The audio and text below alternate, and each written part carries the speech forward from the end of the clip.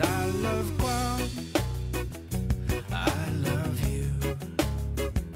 I've got love for all my jet blues. I love girls born on Guam. They're the ones who make all of us strong. I love everything about this little island, and when I get off, I come back again. Oh, why would I want to leave? Where the trees are palm and dance with me, where a real good song is from a magic day. Oh, I, so lucky. 'Cause I love Guam, I love you. I've got love for all my jet blues. I love girls born on Guam. They're the ones who make all of us strong.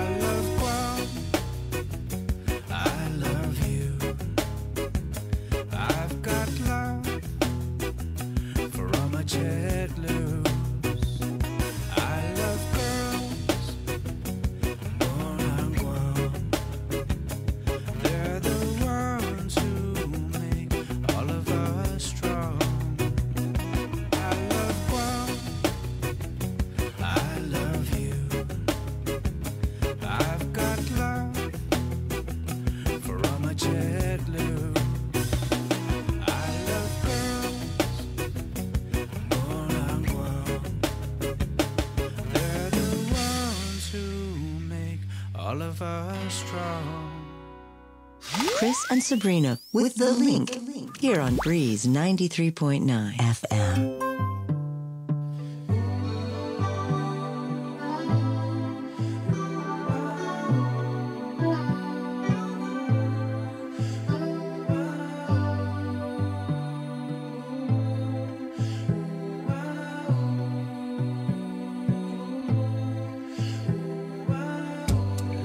Take you to an island where the sun never stops shining. Let me take you to an island where the sun never stops shining. Can I take you to a place I call home? Down south in Pneumatic where my family roams. It's a hot summer day and we all kicking back, sipping on a cold one. Now what you think about that? That's life here on this island paradise. Yo, I'm going back soon, but I might think twice, cause that city life is way too fast. Yo, I'd rather stay and gone because this life is bad. Ass and beaches, surrounded by my nature. No need to worry about these player haters and my culture. I got love for my people, still rapping Guam, staying true to my chat loose. Let me take you to an island where the sun never stops shining. Let me take you to an island where the sun never stops shining. I come representing Guam, USA. Raised on a hill in the Ville by the bay. Y to the O and to the Izzy. Me scooped out on the mic getting busy. Y'all know this pot. Cruising the day, then park the spot after dark in the village. Jordan is where you'll find me, or down in Naval Mag with my nails right beside me. We just chillin', cause that's the way we do. Call the Chelus, tell them we gon' barbecue. The crew rollin' by tonight. We got Slim on the left and YD to the right. Let me take you to an island where the sun never stops shining. Let me take you to an island where the sun never stops shining. I gotta get some brew, cause I just got paid. Put up the canopy to get some shade, so we could kick back like it was nothing at all. While my primos and my homies playing basketball. The day is going smooth the way I thought it would be. Me and my family by the coconut tree, relaxed, waiting for the food to be done. My nephew's calling me to play one-on-one. I said, wait boy, I have to make the tanak. And once I get finished, I cook the tatagat, so we can chow down like we never did. Call everybody, especially the kids. We're just kicking back in the village. All the kids are playing around with the family. We're just kicking back on the island. Memories we're talking about with just you and me. Oh yeah. We're here in the beautiful island of Guam, chilling down in the wonderful village of Humane. It's a beautiful day today. Sun shining bright, shimmering along the bay. Family, children laughing around. That's how we doing down here on my island. Let me take you to an island where the sun never stops shining. Let me take you to an island where the sun never stops shining. Chris and Sabrina with The Link. The Link. Here on Breeze 93.9 FM.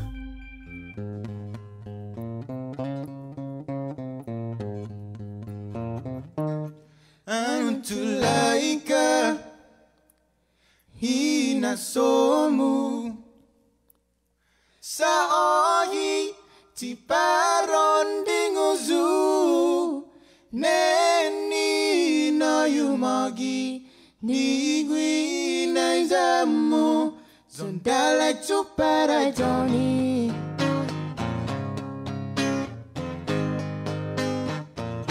unayola osmu aizansala pemu Loki esta sinyapai utuguido neni no yumagi nigui naizamu zondala chuparatoni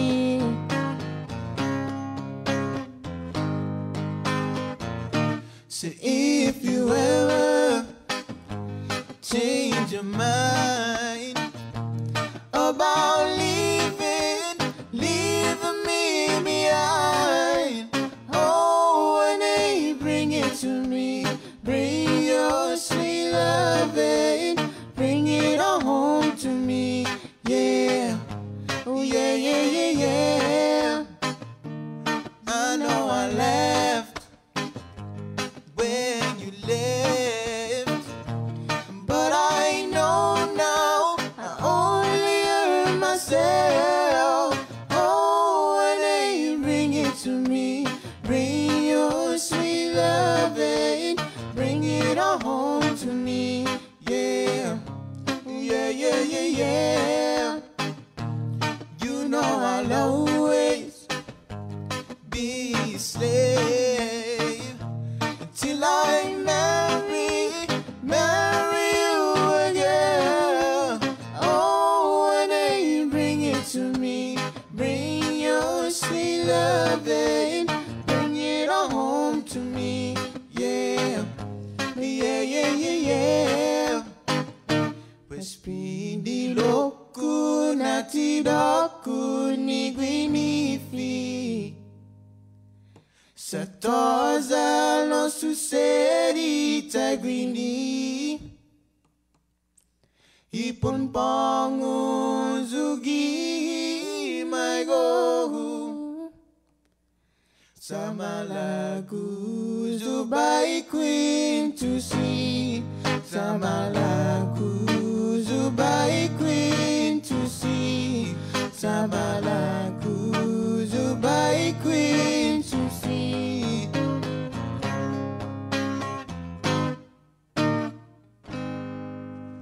Chris and Sabrina with The Link. Here on Breeze 93.9 FM.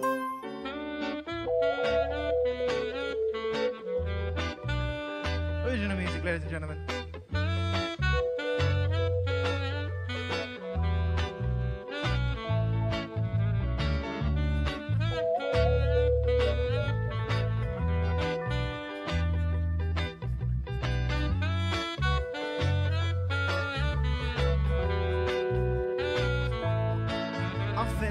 nice right now. You know the mood is reggae. You see, you're all a temptation, a positive statement on what is good. Don't like the groove too fast. See me like it nice and slow. With a skanky little bassline that'll make you move your waistline. So show me, oh, you know, na na na na na, rock steady. Said, won't you rock steady? Oh, come on, rock steady. Oh, love, rock steady. Come on, na na na, rock steady. Said, won't you rock steady? Oh, please, oh, rock steady. Said, won't you rock steady? Come on, no, no, no, no, no. Let's get on the dance floor, move your body left and right. Hold you so close and girl, I hold you so tight. Feeling on your curves and all over your waistline. So yeah, I'm feeling tonight. Girl, you know you got me in a trance. So hypnotized by the way you dance. Oh, you got me feeling like I had no chance to be your one and only romance. So for now, alright. Steady. Said, won't you rock steady? Oh, come on, rock steady. Said, won't you rock steady? Come on, na na na, rock steady. Said, won't you rock steady? Oh, love, rock steady. Said, won't you rock steady? Woman, come on, no, no, no, no, no. Ooh, yeah, yeah.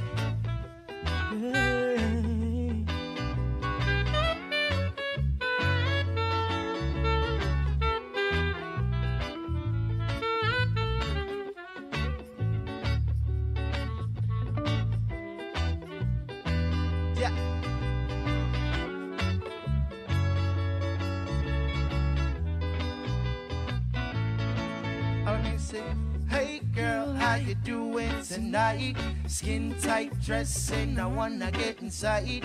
Meet me on the dance floor, we can start it right. Loving off a day with the rock steady vibes. Hey girl, how you doing tonight? Skin tight dressing, I wanna get inside. Meet me on the dance floor, we can start it right. Loving half a day with the rock steady vibe. You're listening to The Link with Chris and Sabrina on Breeze 93.9.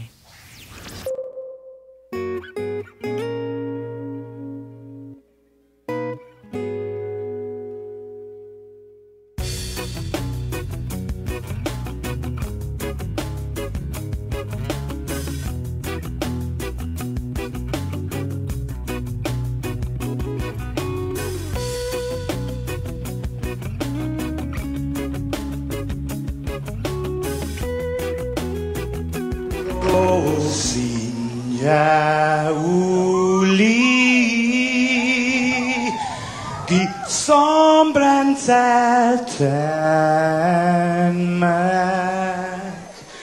e zuita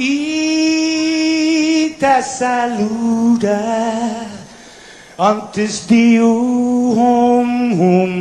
niga radzaudzan malak estrezas durante todo em memu a nogi distância como cupo palu zaniman malak guafi e con una sughiairi tu la noche nai banderata gaigi pues atan fanni bandera kau esta pagua pumalapa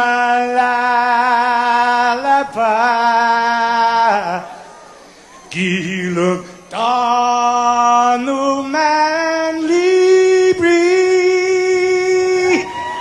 Centami ti man ko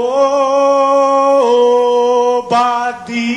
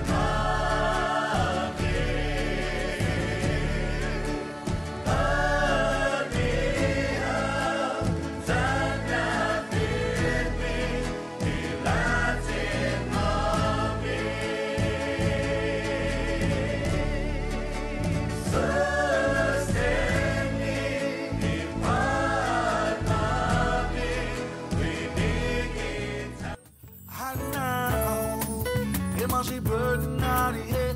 I ain't quenching it with no time. Hey.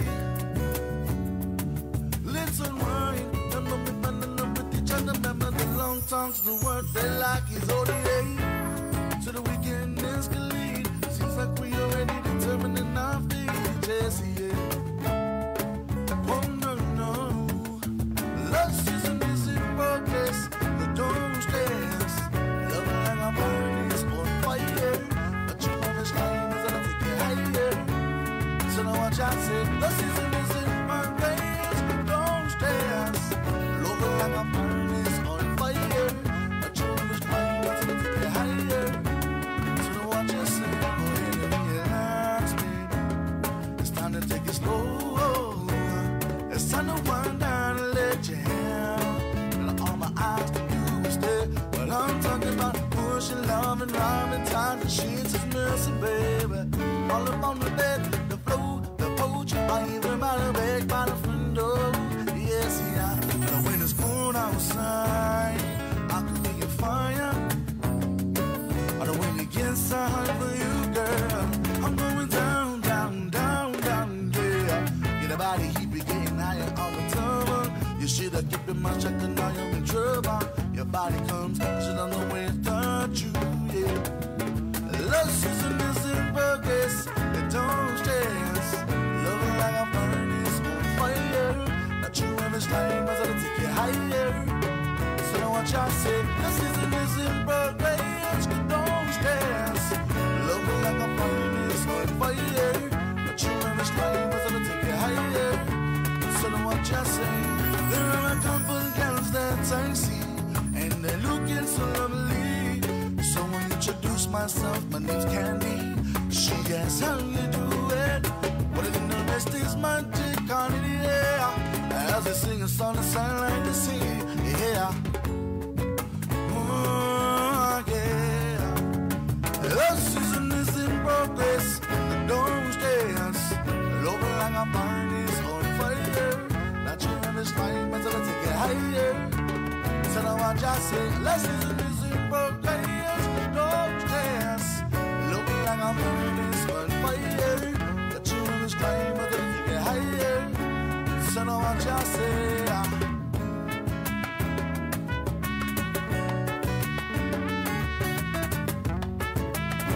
yes, sir.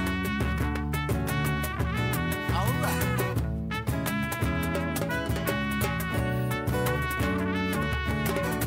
This one dedicates all the goddamn. Well, I met this girl from the country. She wants to know everything that's about me. I ain't singer. What is your age? She kinda hesitate cause everybody plays the game. Well, I be to you what's so surprising. Was a stranger in your time you walk by me. Can we just walk? Let's have a talk. 1 minute and you will see. Oh, I can tell by your eyes you swing my way. It's a love that's for real, realness like it. Come on, wine with me, now baby, now she knows I gotta remedy the real thing. Not only physically, I need a lifetime lover. A lifetime lover. Love is getting kinda serious. Don't be scared, don't be delirious. I need a lifetime lover. A lifetime lover, yeah.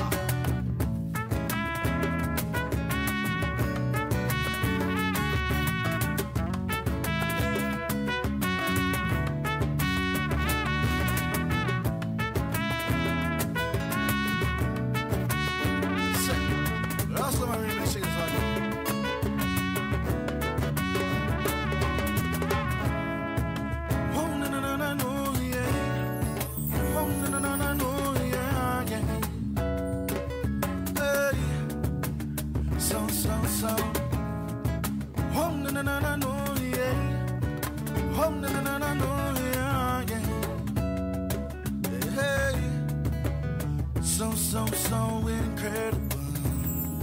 Well, how we play. I for you and my heart, girl, I had yours. The roads are complicated, just my appreciation for you. And girl, I love the way your body fits mine. Just like daily dose of your love. I need the most. I need your love, because every morning, every day and night we argue, girl. Even though we always fuss and fight, you still mean the world to me. Let's try to fix the problems, cause we're falling apart. I'ma love you over again, like I loved you from the start. Yeah.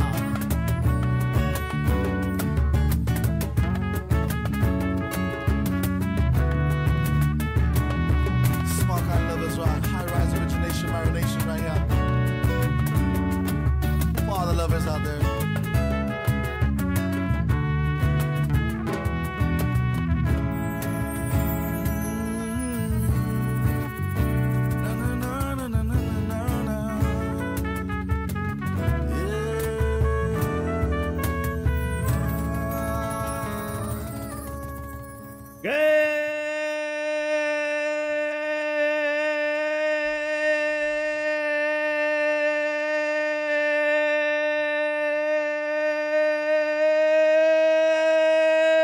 Good morning, Guam. Wow, what a beautiful morning.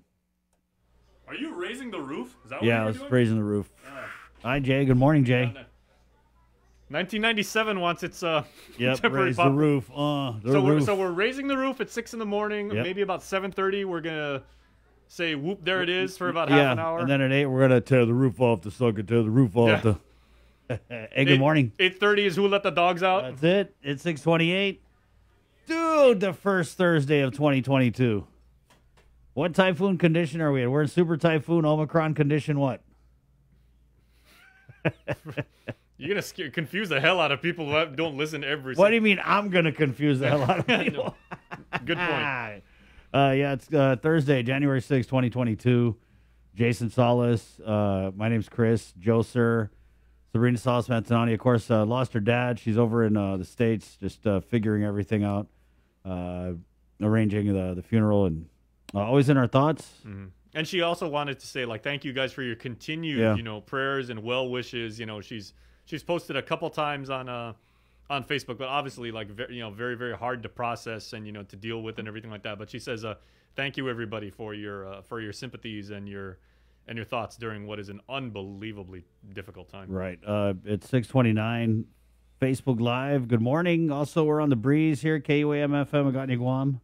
But Chris, speaking of funerals and stuff like that, right? You were saying there's a possibility about like local, like, is there a backlog of local funerals? Yes, there is. We haven't officially reported yet, but No, you talk to everybody, so what are you hearing? Well, yeah, there's a backup because I don't know if it's still because of the surge where we had just lost so many people, but I know a few people who have lost loved ones, and instead of the traditional 9 days, I mean, I'm seeing like it's stretching into a month or more. Wait.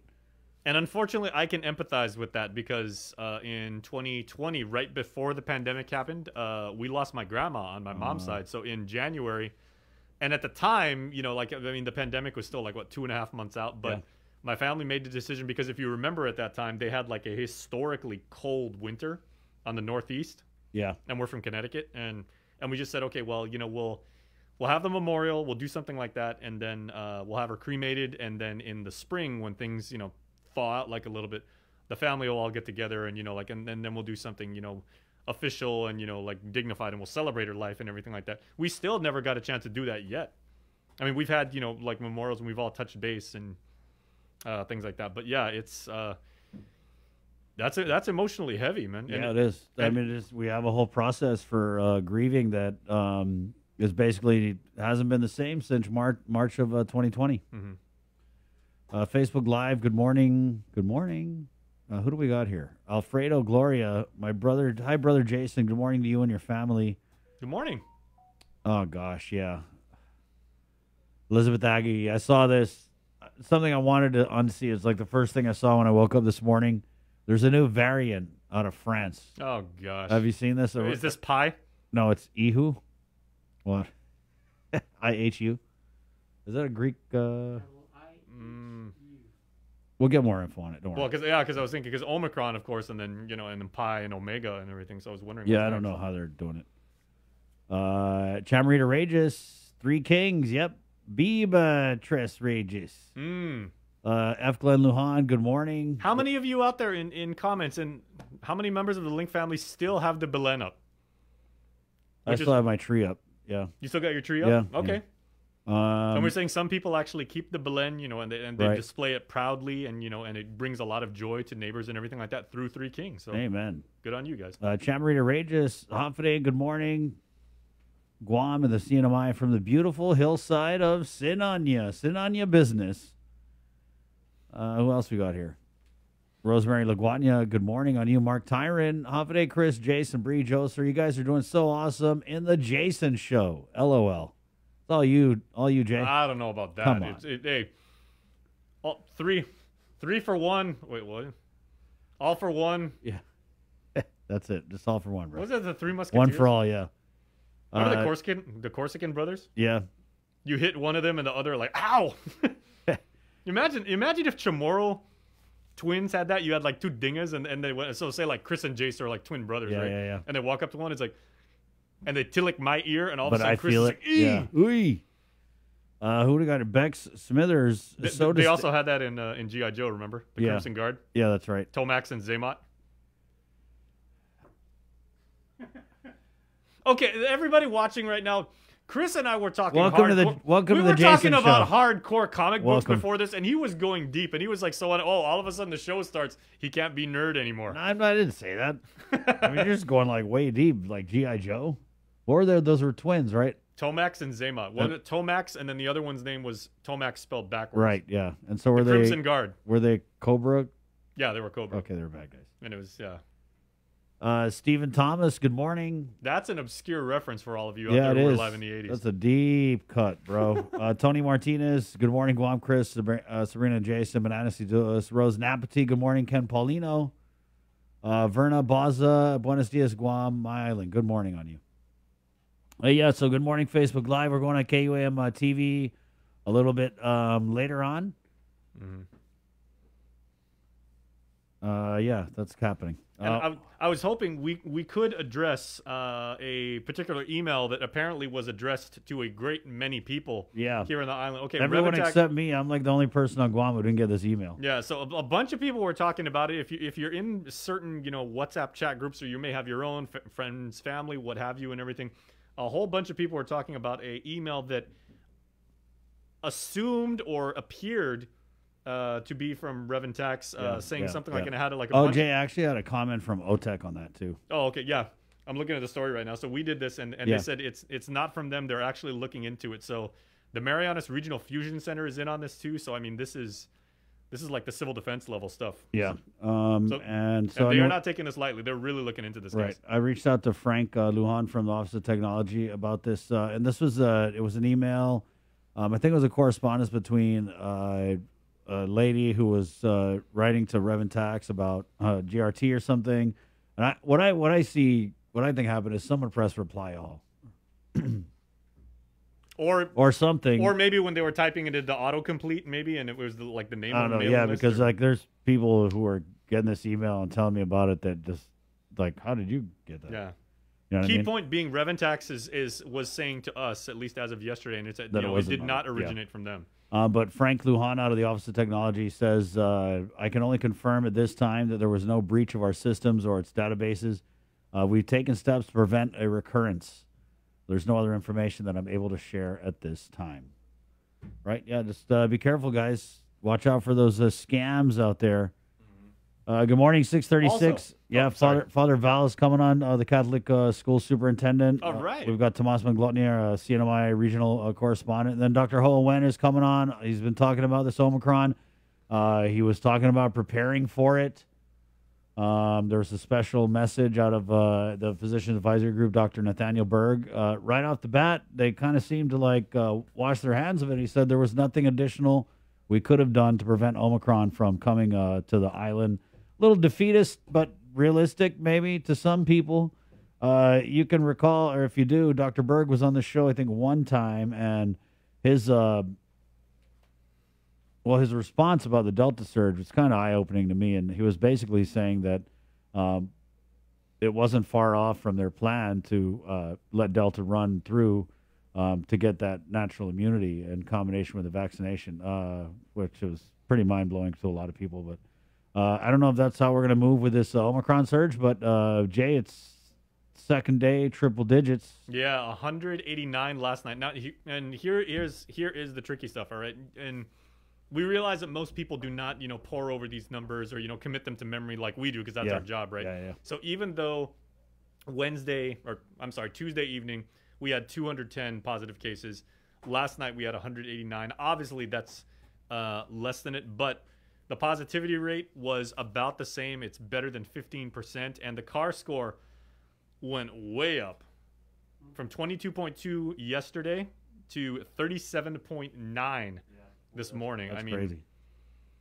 I mean, you guys know almost doubled. Oh, I don't really. I don't want to say I don't believe in the CAR score, but sure. And even public health. But the thing is, the other problem I have with it is there was a point where it was the Bible, right? Mm-hmm. They would say the CAR score is this, and because we had a CAR score of 37 something last year, and they shut everything down. Yeah. Right. Remember. And then it became this, let's strive to 5, or if we get it down, then we'd be good boys and girls. We could have a Thanksgiving. And exactly a week ago, it was one of the public health staffers from I believe he was from the infectious diseases You're talking about Vince? Vince, yes, thank you.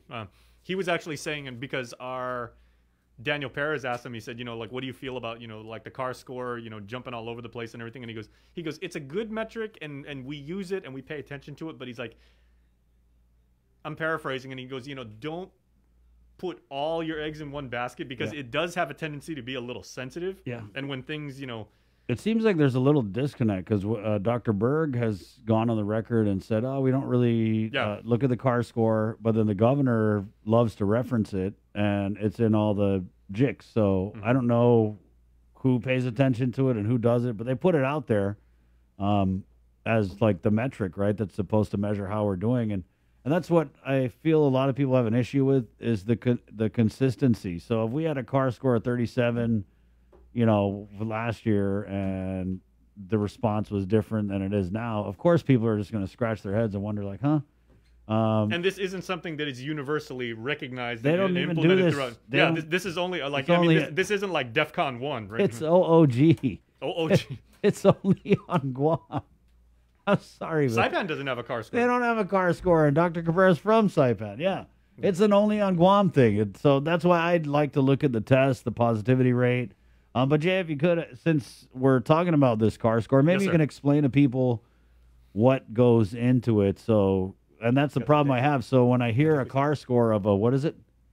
37.9 this morning. Yeah, I don't know what it means. Like, okay, so so what goes into it? Okay, and then Joe Sir actually has the graphic. I believe we still have that, so he's going to pop that up, and it actually shows you the positivity rate. I mean, for you math heads out there and everything like that, we're not going to drill too much into it because it can be kind of esoteric, but it's basically the square root of the positivity rate divided by the rate of infection, which basically means in simple English, how many people are testing positive on a day-to-day basis, and what is the chance that it is spreading further? Because they also use the R naught, right? Which one's that? That's the one that's like how many people are infected per positive or something. Okay, like yeah, thank you. Yeah, so I think it's... that's the whole problem with it, guys. If Jason Solis, this guy is the smartest guy, he can't even explain it. That's why I don't... But it is what it is, and they're using it. Yeah. And again, I know some of you guys are gonna, say like, oh, Jace, you're just, you bought in and you drank the Kool-Aid. No, come on. No, and Jay, that's absolutely fair. And the example I've given before is that I like certain metrics because I'm a math geek, right? I like a baseball pitcher's ERA. Right, I do not like what they use in the NFL, how they say like the power rankings. Yeah. I think that's quite stupid. But Jay, you don't have to explain because you're only talking about this CAR score because the government's using it. So as someone in the media, of course you're going to talk about it. Yeah. But I wanted to talk about the super typhoon preparations. Remember, the governor had said prepare for the super typhoon, which are we in it now? I don't know. But there was an issue. Okay, that's a metaphor. Just Yeah, FYI, guys. everybody. It wasn't my metaphor. But yeah, the senior centers, there's going to be a delay in the reopening of that too. Oh, gosh. But there was a message yesterday from Janela Carrera, who's the public health spokesperson. And this message came out a little bit after noon yesterday. Hoffaday radio team may ask that you remind listeners that the TGen COVID-19 testing schedule this week is from 8 a.m. to 11 a.m. We continue to see cars coming to TGen for testing. However, we are already closed. Yeah, and so I think a lot of people saw that and kind of scratched their head and maybe thought, well, why aren't we testing these people? Why are we turning people away? If we're expecting a super typhoon that we're supposed to prepare for, why are we turning people away from getting tested? It's test, track, and treat, right, Jay? Yeah. Right. So it's the first T. And I just don't get it. I mean, the governor had said that everything she was doing was under the assumption Omicron was already here. They're going to increase testing hours next week, but we're already in this thing. You know what I mean? And for me, when I read that they were turning people away an hour after they said we don't want to test anybody anymore, I don't know. I kind of was like, what the hell is that? Because we have the resources, we have the staff, we've been in this thing for 2 years, we should be able to pivot, pretty quickly. And so just as a reminder, while we're in this Omicron super typhoon and you want to get tested, please don't inconvenience them and go from 8 to 11. I'm kidding. But yeah, it's from 8 a.m. to 11 a.m., Jay. Mm-hmm. And that's every day until Saturday. And then next week, I guess they're going to increase the hours if they don't do it this week. Yeah, and now the interesting thing is a lot of people are assuming this is Omicron, and a lot of people, whether it's for social cloud and they just want to say, oh, Omicron is here and get, 1,500 retweets or, or they just want to be the smartest person in the room. That has not been definitively determined Not yet. and it's probably not going to be for some time. Public Health has said that what they believe to be true is that a lot of the positives... Well, they got some results back. Yeah, I was just about to get to that. So, and what we're seeing is because of gatherings, from the holiday season. But thank you for a good segue. Because Public Health did get 10 new results from virus samples collected locally between the 6th and 16th of December. Okay. So they got 10 samples.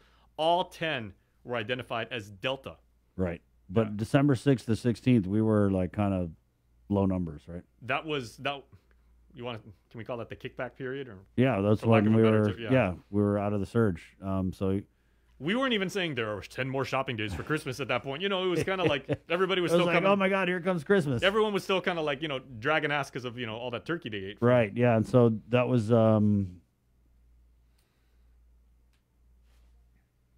Those were the samples. I think they still have some more. They're pending, right?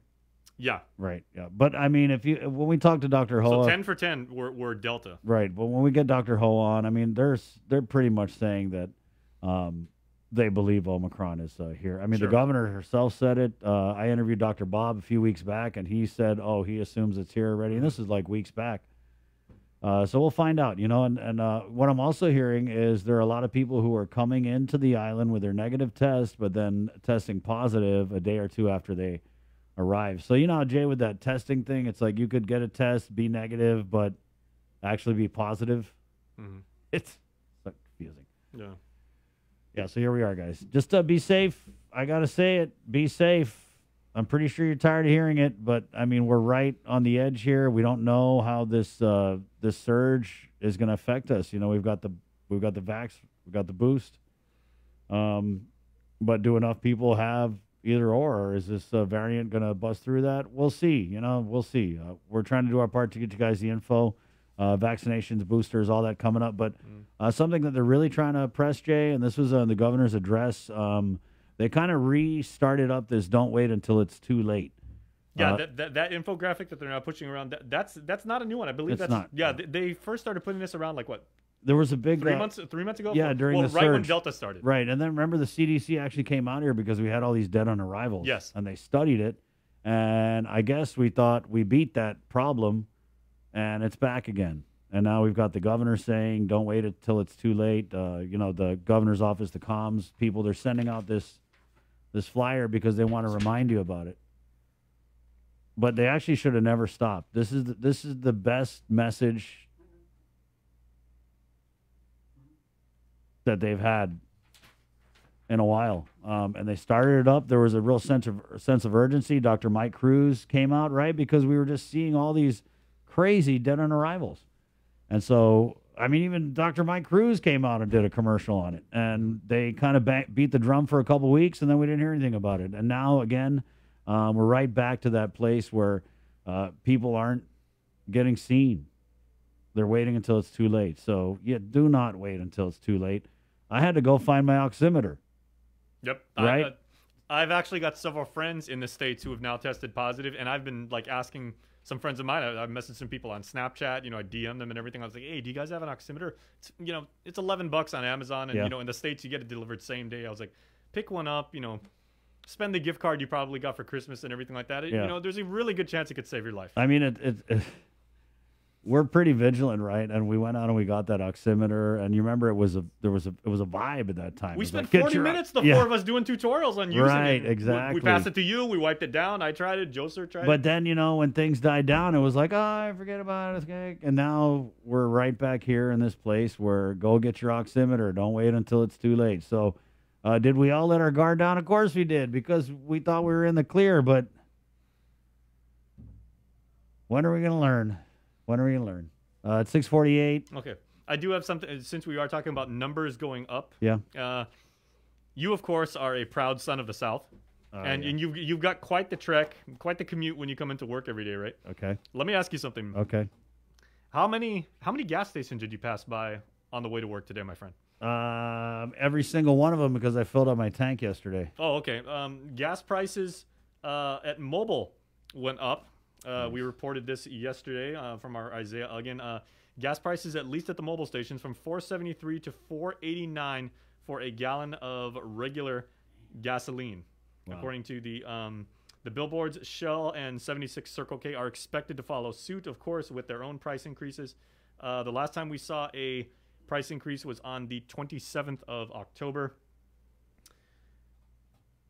Yeah, so gas prices up, at least at Mobile, by 16 cents per gallon. Wow. Also, guys, they released a new list of unclaimed checks. I didn't see you guys' name. I checked for you. Thank you. Yeah. Go to doa.guam.gov. There was a release, I think, late yesterday afternoon. Because I know you need money, right? And when you find out you got an unclaimed check, bro, that's like you won the lottery. Like, woo! Forget Omicron. I got a check over at DOA.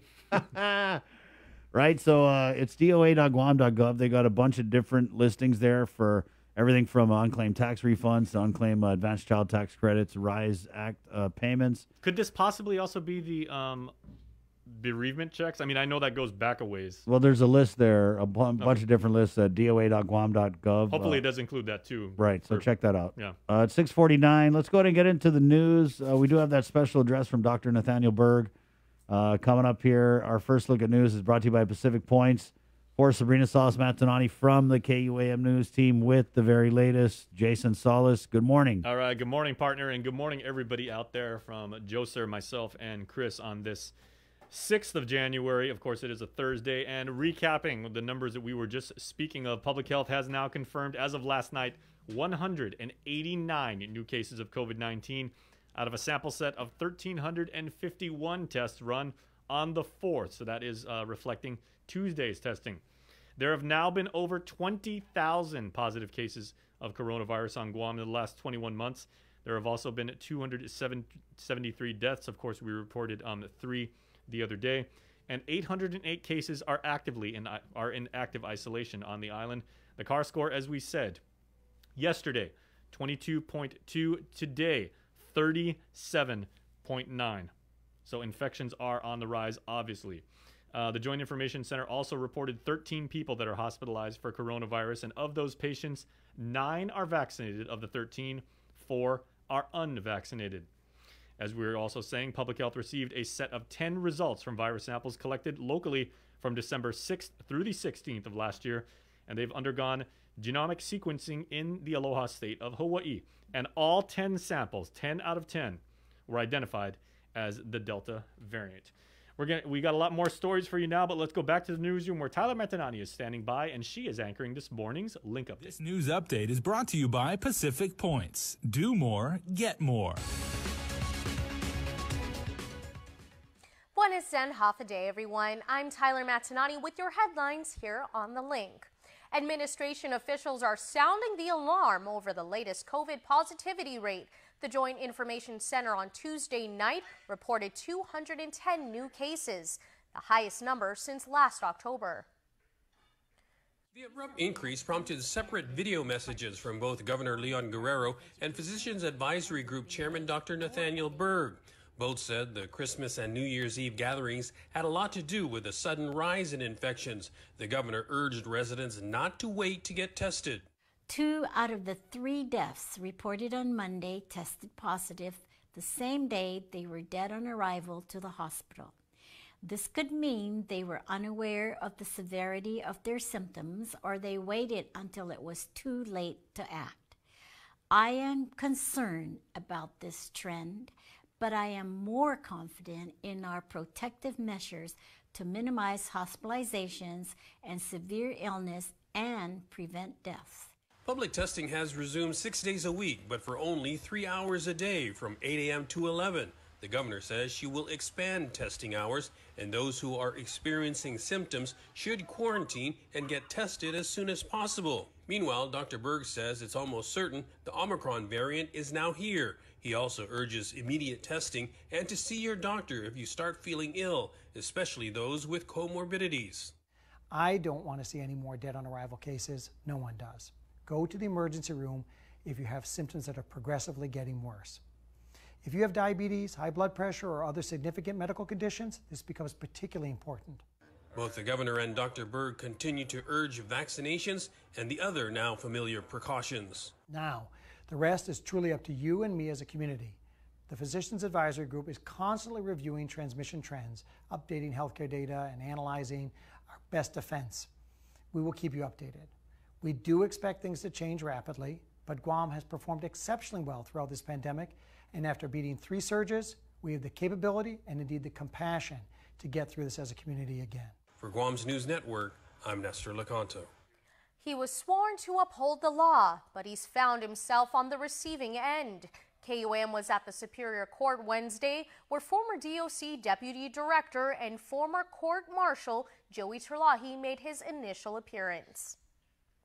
He was indicted by a grand jury back in December, and today he answered to the charges. Former DOC Deputy Director and former Court Marshal for the Superior Court of Guam, Joey Alinekfaji Terlahi, pleaded not guilty to felonious restraint as a third-degree felony and 2 charges of official misconduct as a misdemeanor. Several family members accompanied him to the court as he was scheduled to appear in person for his arraignment, however, was denied access due to an elevated body temperature. Instead, he, along with his attorney, Jay Areola, tuned in via Zoom from the next building. Terlahi waived his right to a speedy trial, requested a jury of 12, waived a reading of the indictment, and remains free on a $5,000 personal recognizance bond. The Attorney General's office asked that he be ordered to stay away from the alleged victim, along with the Superior Court of Guam's Probation and Marshal's Office, with the exception of his assigned probation officer. Areola argued that the request was vague and that his client has family members employed with both offices and that failing to specify names would set him up for potential violations. Assistant AG Leonardo Rapatis affirmed that their office would reach out to probation to find out who they intend to assign to Terlahi's case and work with Areola to ensure it's no one involved. Areola further argued that his client's felonious restraint charge was 1 year beyond the statute of limitations, to which he was ordered by Magistrate Judge Jonathan Kwan to address his concerns with Judge Vernon Perez, who was assigned to the case. Terlahi resigned from his position at DOC in September of 2019 after he was named by an FBI agent in federal court related to the indictment of former Doña Mayor Jesse Blas. Blas pleaded guilty to extortion and accepting bribes from a confidential informant posing as a drug trafficker. According to the FBI agent's testimony, Terlahi was a marshal along with other individuals who was present during an incident where Blas allegedly beat a woman up and held her for 3 days. According to the indictment, Terlahi is accused of exposing the victim to risk of serious bodily injury at a barbecue back in 2017 and for ignoring and abusing his position as a government official in relation to a crime committed. Terlahi is the son of Senator Pito Terlahi, who chairs the legislature's Committee on Public Safety. Judge Perez will set the next court hearing date. 18-year-old Ronnie James Takinko has been arrested for the assault of an 86-year-old woman in Malesu. As we reported on Monday, the victim was transported to Naval Hospital after she was assaulted Sunday evening. According to court documents, Takinko had approached her asking to buy Pepsi and punched her face, which caused her to fall to the pavement and black out. He took the soda cans and an undetermined number of coins the victim was using as change. A neighbor was alerted and found the victim with blood on her face and had to shake her several times in order for her to gain consciousness. Takinko was identified by the victim, who recognized that he would always walk by her house and by the tattoo on his upper left arm. Takinko was charged with robbery as a third-degree felony, aggravated assault as a third-degree felony, and assault as a misdemeanor. He was booked and confined. More than $17 million in grant funding was dished out to 43 local child care centers. Governor Leon Guerrero made the presentation during a virtual ceremony Wednesday. Each will get $400,000 from the Guam Child Care Assistance Program Stabilization. The money is meant to stabilize the industry over the next 18 months, which was hit hard by the pandemic. About $9 million will be invested in facility improvements. Lani Tamandong is the president of the Guam Child Care Association. Help the child care industry, specifically the licensed child care centers, to close revenue gaps, to provide supplies, equipment, and to assist the centers in continuing to operate throughout this pandemic. I just want to say thank you. With this grant, we will be continuing to provide high-quality early childhood programs to the families on Guam. Meanwhile, Congressman Michael Sinicolas issued a news release saying he welcomed the news, but he also criticized the administration for what he described as the months-long delays in disbursement from the American Rescue Plan funds. That's it for now. We'll see you for tonight on KUM News Primetime. This news update is brought to you by Pacific Points. Do more, get more.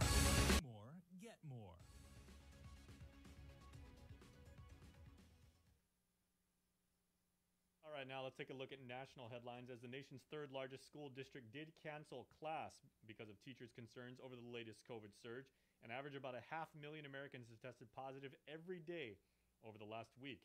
And yesterday, the agency tried to clear up confusion over the latest recommendations for ending COVID isolation.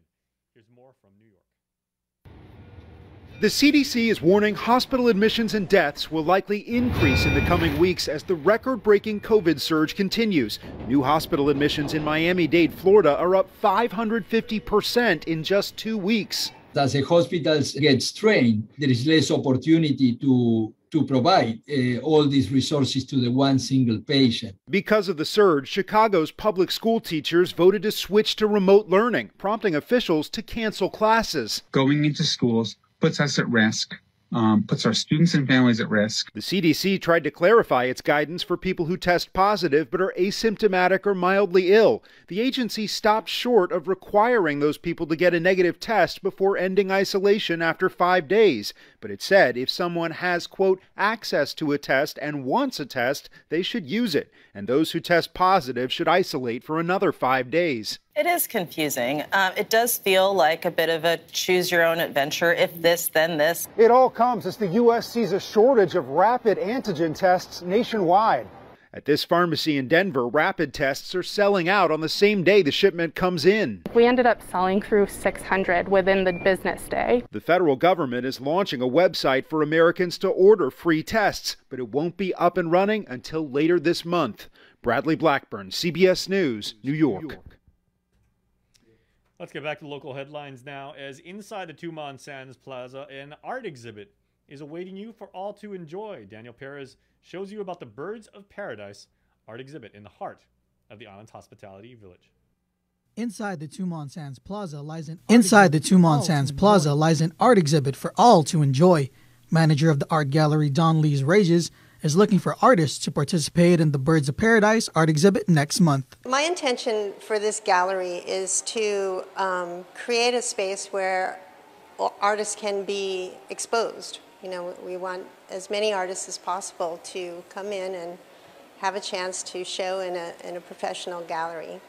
So my first call for art was Birds in Paradise, and I came across that idea after talking with one of my friends who's also doing an activity at Jeff's Pirates Cove on February 5th for migratory birds. The exhibit is also to showcase the beauty of our island's birds and how important they are to Guam. Everybody here likes birds. Birds are an important part of our ecology. They're suffering for a lot of reasons, either because of predatory animals or weather or encroachment on their environment. And so I thought it would be a good way to get the new year started and bring awareness to those ideas about birds. For artists wanting to join, the exhibit opens early next month. I want to open on the first Saturday of February, so I'm asking artists to get their work to me by January 21st, at least images of their work, and then we'll review the work and make a determination about what should be in the gallery. If you dabble into arts and want to showcase your artwork, you can contact Rages through email at donleesrages@gmail.com, go to her website at donleesragesart.com, or Instagram at donleesrages. Daniel Perez reporting for Guam's News Network. More island headlines for you now. As 3 years after it was impaneled, as you saw in the link yesterday, the Guam Ethics Commission still not able to receive complaints about your government from your neighbors. Here's more.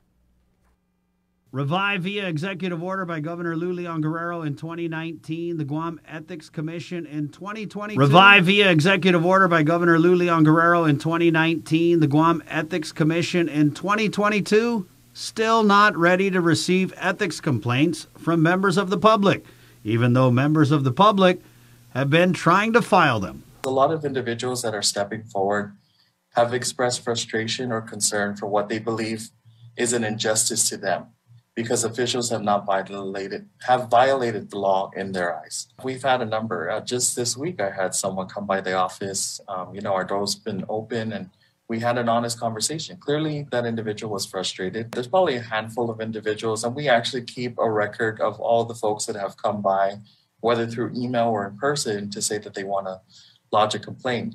So we keep that information on hand, so once the process does open up, we've assured each of them that we would reach out to them. The governor campaigned on reviving the Ethics Commission and did so via EO in February of 2019. The EO reading, quote, "It is this administration's priority to hold all government employees to the highest ethical standards."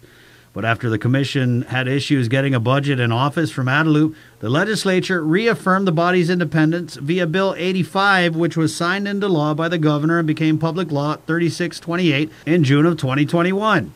The law gives senators the authority to appropriate a budget for the commission and outlines the makeup of the body. A measure granting the commission the authority to retain its own legal counsel became law in December of last year. Kanga saying lawyering up represents what could be the last thing in the way of the public filing complaints and the Ethics Commission investigating them and rendering decisions. He adds an RFP for legal services will be sent out shortly. It is unfortunate about the timeline, but I think if you were to compare any other entity, we're doing incredible time, all things considered, since this has been dormant for almost 30 years now. So we asked Kanga just when ethics complaints will be accepted by the commission. I can't give you a clear timeline. I want to say it is soon. Guam's News Network, Chris Martin. All right, so as we were telling you, Dr. Nathaniel Berg, the chairman of the Governor's Physicians Advisory Group, issued a message in a video that was published yesterday on YouTube. Here now is that message talking about the rise in cases on the island, what's being done about it, and what you can do as a resident of Guam. Half a day. I'm Dr. Nathaniel Berg. I'm the chair of the Physicians Advisory Group to the Governor of Guam. The holidays brought increased travel and gatherings. Our Physicians Advisory Group and public health officials forecasted that this would lead to a rapid rise in cases, and it has. And just like the Delta variant, there was nothing additional that we could have done to avoid Omicron infecting our community. We are certain that the Omicron variant is present on our island. And what do we do when our personal health or our community health takes a sudden turn? We turn to our healthcare providers and seek guidance. If we each take the recommendations that we're given with urgency and sincerity, we will recover as a community. And this is what we need to do now. We know that testing and treating COVID-19 as efficiently as possible will help us heal. If you are showing any signs at this point, such as a new cough, a new fever, or generally feeling fatigued, you need to get tested quickly. And if your symptoms are getting worse, you need to do more than that. You need to see your healthcare provider. Perhaps more importantly, if you are seeing rapid progression of symptoms, you need to go to the emergency room. I don't want to see any more dead on arrival cases. No one does. Go to the emergency room if you have symptoms that are progressively getting worse. If you have diabetes, high blood pressure, or other significant medical conditions, this becomes particularly important. I say that because around the world, most of the people who have died from Omicron have had other medical conditions. Current vaccines are expected to protect us against severe illness, hospitalizations, and deaths due to infection with the Omicron variant. However, breakthrough infections in people who are fully vaccinated will occur. If you are vaccinated, you can still get infected. If you are vaccinated and get infected, you are much less likely to get very sick. That's the important thing here. Vaccines remain the best public health measure to protect the people of Guam from COVID-19 related serious illness and death. If you haven't already done so, as always, we continue to strongly urge that everyone 5 years and older get protected by getting fully vaccinated. It will protect you against serious COVID-19 related illness. If you've already relaxed your personal measures, feeling okay about it, things have changed. Now is the time for everyone to wear their mask correctly in public indoor settings, and especially in areas of substantial or high community transmission, such as at school or in the healthcare environment. Each of us doing our part to take these steps with conviction will help us control our path. As we move forward in this new phase of the pandemic, it's incredibly important. We continue to monitor the availability of new COVID-19 antiviral pills. These pills were recently approved by the FDA for the treatment of COVID-19. We will keep you posted. Public Health has proactively placed their orders for these antiviral pills. In fact, they did so as soon as they were approved by the FDA. Now, the rest is truly up to you and me as a community. The Physicians Advisory Group is constantly reviewing transmission trends, updating healthcare data, and analyzing our best defense. We will keep you updated. We do expect things to change rapidly, but Guam has performed exceptionally well throughout this pandemic, and after beating 3 surges, we have the capability and indeed the compassion to get through this as a community again.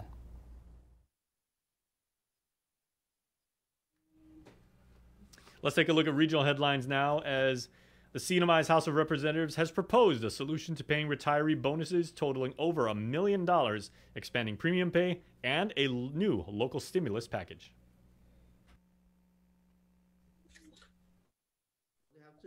The Senate passed a resolution. All they need to do, the House, is pass that resolution.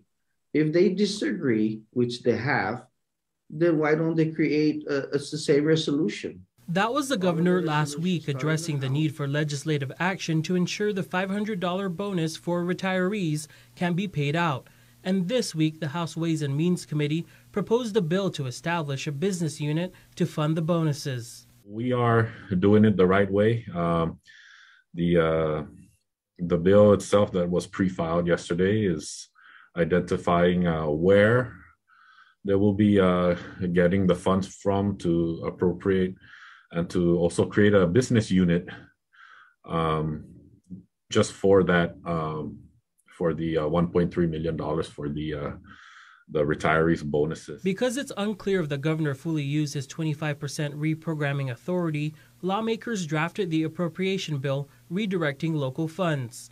The House is expected to meet next Wednesday to vote on this, along with a joint resolution calling for the expansion of COVID-19 frontline premium pay.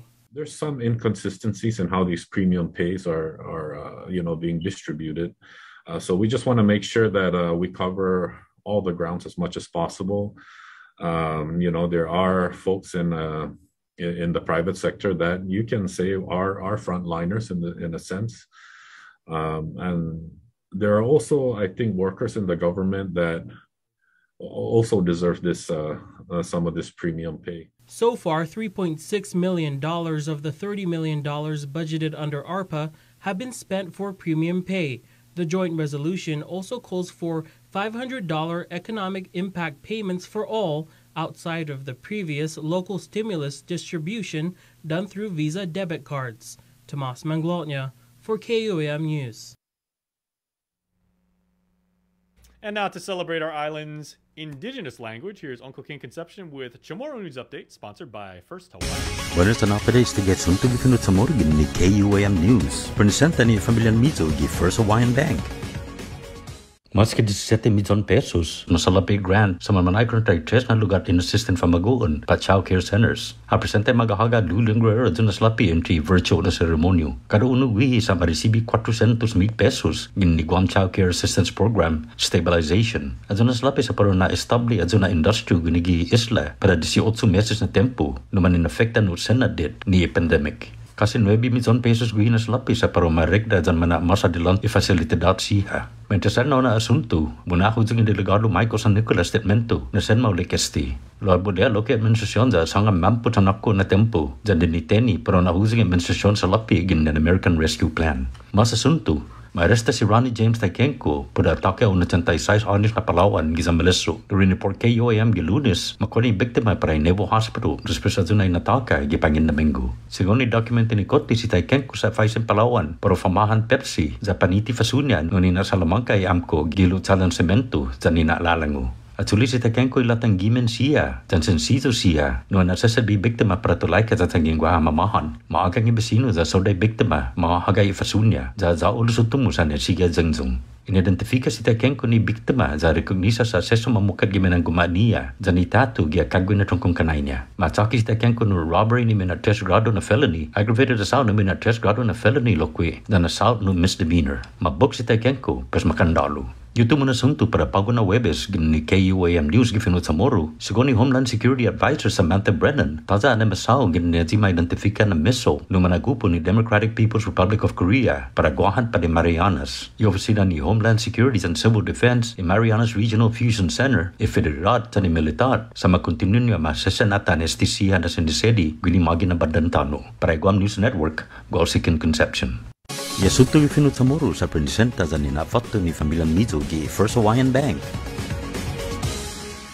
Say hello to the First Hawaiian Bank mobile app, where you get smart insights into your finances so you can make smart decisions with your money.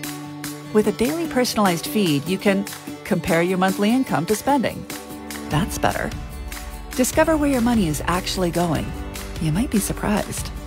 See what's essential and what isn't. The more you use the app, the smarter it gets. With insights from the First Hawaiian Bank mobile app, it all starts with yes. Say hello to the First Hawaiian Bank mobile app, where you get smart insights into your finances so you can make smart decisions with your money. With a daily personalized feed, you can compare your monthly income to spending. That's better. Discover where your money is actually going. You might be surprised. See what's essential and what isn't. The more you use the app, the smarter it gets. With insights from the First Hawaiian Bank mobile app, it all starts with yes. GU Self-Storage, conveniently located near the Harmon McDonald's. We offer affordable rates, online payments, and auto bill pay for your convenience. Plus gate access daily from 6 a.m. to 9 p.m. Call us today at 648-7867 for more information. Get the job done the right way by getting the right stuff at East West Rental Center. With years of experience helping builders, we definitely got what you need. Call 646-1463 or visit us in Upper Tumon. Open Monday to Saturday from 7 a.m. to 5 p.m. and on Sundays from 8 a.m. to 5 p.m. Mariana's Irrigation and Landscape Superstore. Stop on by and visit our showroom today. We offer everyday low prices on all major outdoor power equipment like bush cutters, chainsaw, power washer, generators, and more. Need service, repair, maintenance? Well, check out Guam's best superstore only at Mariana's Irrigation and Landscape, located in Barragata along Army Drive between Submarina and Besta Market. Call 735-7446 for more information. Now shipping to surrounding islands. Mariana's Irrigation and Landscape Superstore.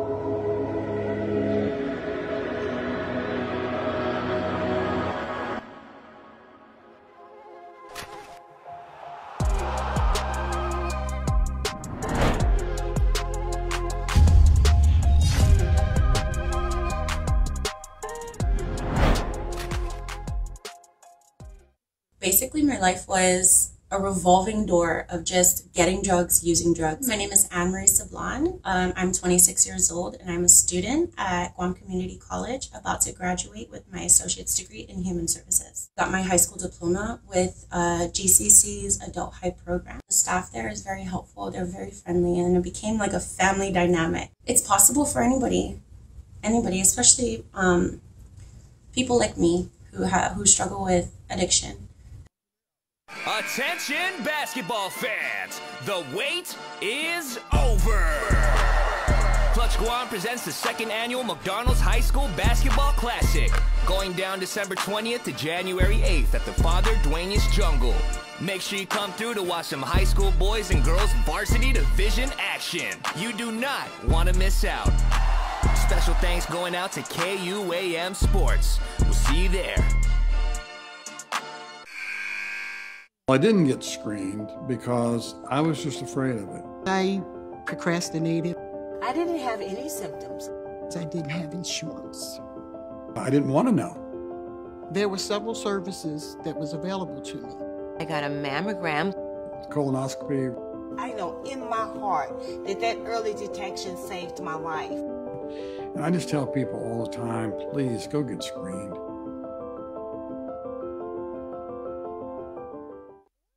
The Culture Club returns to KUM Digital and KUM News Weekend Edition, highlighting Guam's young artists, activists, and crafters as they work to protect, preserve, and promote our Tamoto culture. Watch this weekly feature on the digital platforms of KUM News Weekend Edition, brought to you by Hanum, the freshest bottled water made in Guam.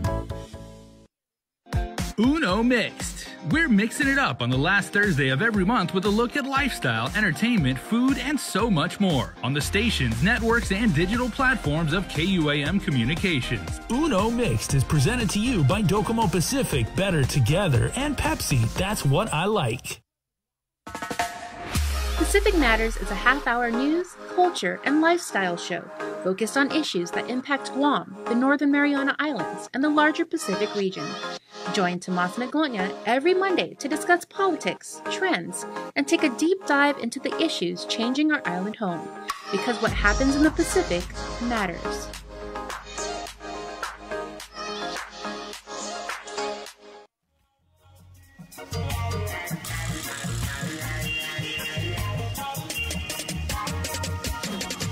I'm riding through my village, come and take a ride. Jigo is my home and I'ma rep it till I die. I'm riding through my village in the 653. I'll guarantee that you'll never wanna leave. I'm riding through my village, come and take a ride. Jigo is my city and I'll rep it till I die. We'll come up to the north, I'll show you how we ride. It's 653, y'all better recognize. Well, Jigo is my hometown. I'm from the 653, guaranteed I'm gonna hold it down. This song is for the gigolos. I put it on for my village and I'll show you how we really do. A Gafagooma stand up from Emsley to Matog. What y'all Yeah, Gafagumas. Where you at, Gafagumas? I'm riding through my village and we're chilling. Hey, good morning. Pacific Points, Cabo Enterprises, ITD, and Jack in the Box. as we are, I don't know, Jake, can we say we're in this surge? I guess so, as Dr. Berg from the Physicians Advisory Group. What did he say? He said they predicted this. Mm-hmm. It's easy to predict something when you allow the opportunity for it to be created. I mean, that is just so confusing. So, Dr. Berg's video message basically said that they predicted this surge because of increased travel and family gatherings due to the holidays. And there was nothing that they could have done different to prevent the Omicron variant from coming here.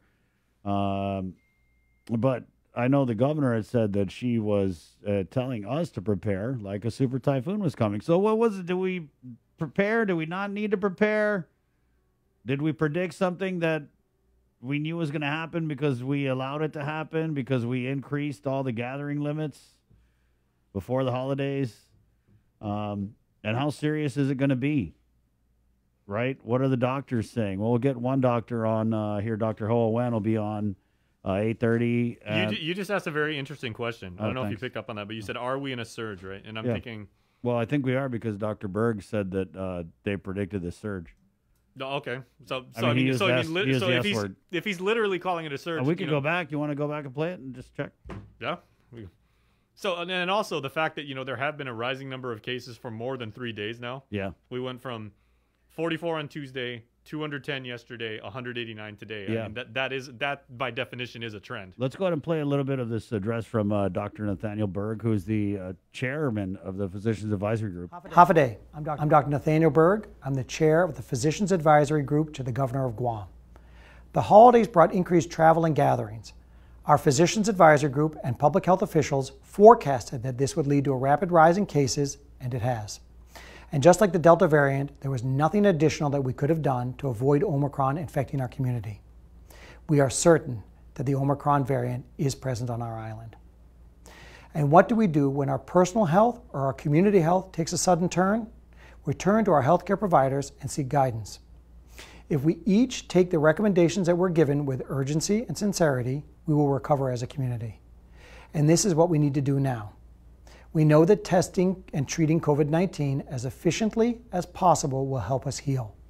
If you are showing any signs at this point, such as a new cough, a new fever, or generally feeling fatigued, you need to get tested quickly. And if your symptoms are getting worse, you need to do more than that. You need to see your healthcare provider. Perhaps more importantly, if you are seeing rapid progression of symptoms, you need to go to the emergency room. I don't want to see any more dead on arrival cases. No one does.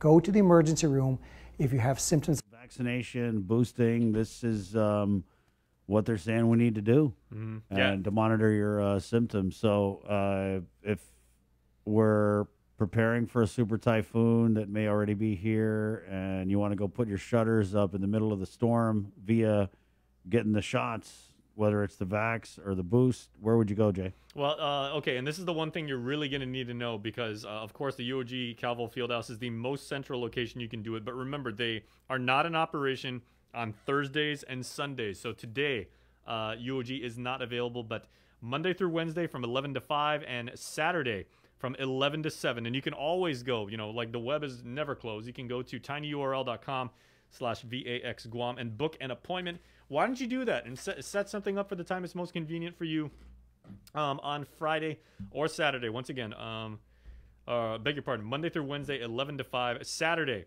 that's the next day it's going to be open, 11 to 7, 11 in the morning until 7 at night. If you need to get tested, remember, any sort of symptom whatsoever, scratchy throat, runny nose, slight sore throat, they're saying in this infographic that we were referencing earlier, nausea, diarrhea, shortness of breath, fatigue, body aches, headaches, the loss of taste, loss of smell. Even if you don't have any symptoms at all and you just need for your peace of mind, you think you may have been exposed, no questions asked. Just go to Teads-In. They are available from 8 to 11 at the Old Carnival Grounds there, and they are doing that today, tomorrow, and Saturday. So they're also open on the weekend. And I think they're going to increase the testing hours next week. Next week. Right. So we actually got a message from Janella out of Public Health at around noon yesterday asking us to remind you guys that they only test from 8 in the morning to 11 in the morning. That's right. And if you do get tested at the Tizen site, test results are available via email. And if you want to make a request, if you've already been tested, they tell you this when you're there already, like that. You stay in your car the whole time. They give you the swab. They let you know. And if you would prefer to receive it via email, you can just send them a note at covidresults@dphss.guam.gov. Yeah. But guys, if you got tested, in the comments, let us know what the turnaround is on that. Because remember, during the surge, people were getting tested, and they were saying there was a lag in when they were getting their results. So let us know. And again, if you're sick, stay home, okay, and use up your leave. Yeah, no, if you're sick, stay home. Get tested. There's a whole new protocol on the isolation, Jay, from the CDC. But also one of the key pieces of messaging that they're really trying to push, well, we're really trying to push, because I don't see them around here, but Jay, it's don't wait until it's too late. Yes, and that's the big infographic there. And okay, and you can probably see it. Joe Sir's got me up right now. There's things to do if you are experiencing a severe distress right now, or different types. So that's on the left column.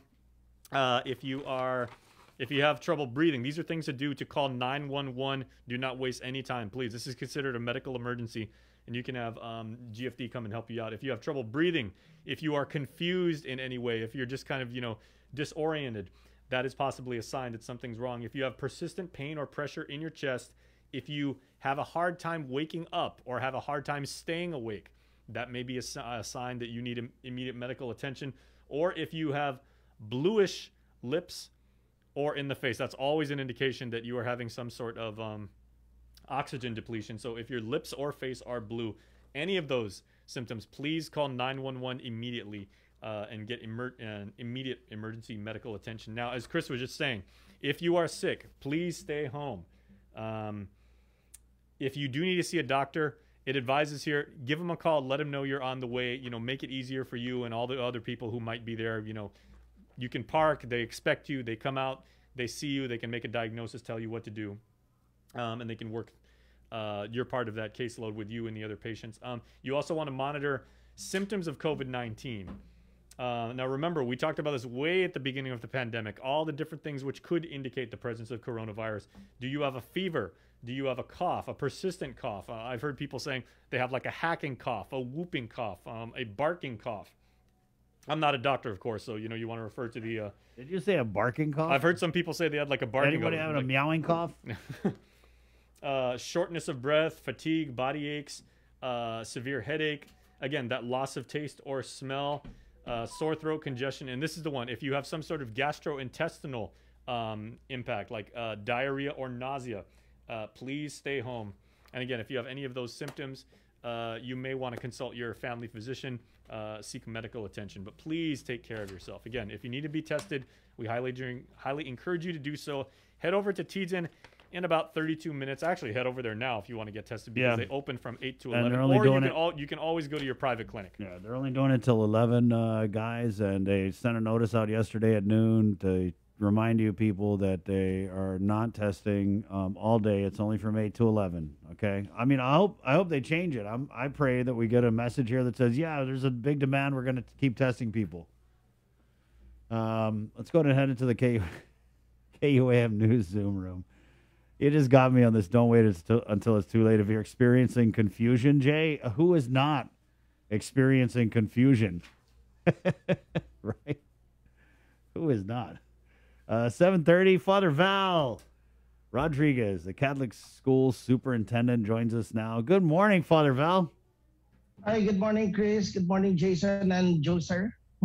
Thanks for. How are you after the holidays? We're doing pretty good. I didn't think it was going to be this fast, though. I feel like we spoke during the holidays, and we were kind of feeling, like it was the holidays. And now we've got you on, and it pretty much looks like we're diving headfirst into another surge. I mean, who knows how it's going to play out, Father Val, but just with the news of Omicron, I mean, this has been in the news for about a month, a little longer. We've been told to prepare for a super typhoon, 2 days of triple-digit positive cases. How are we feeling at the Catholic school system? Any preparations, any pivots that you guys are working on?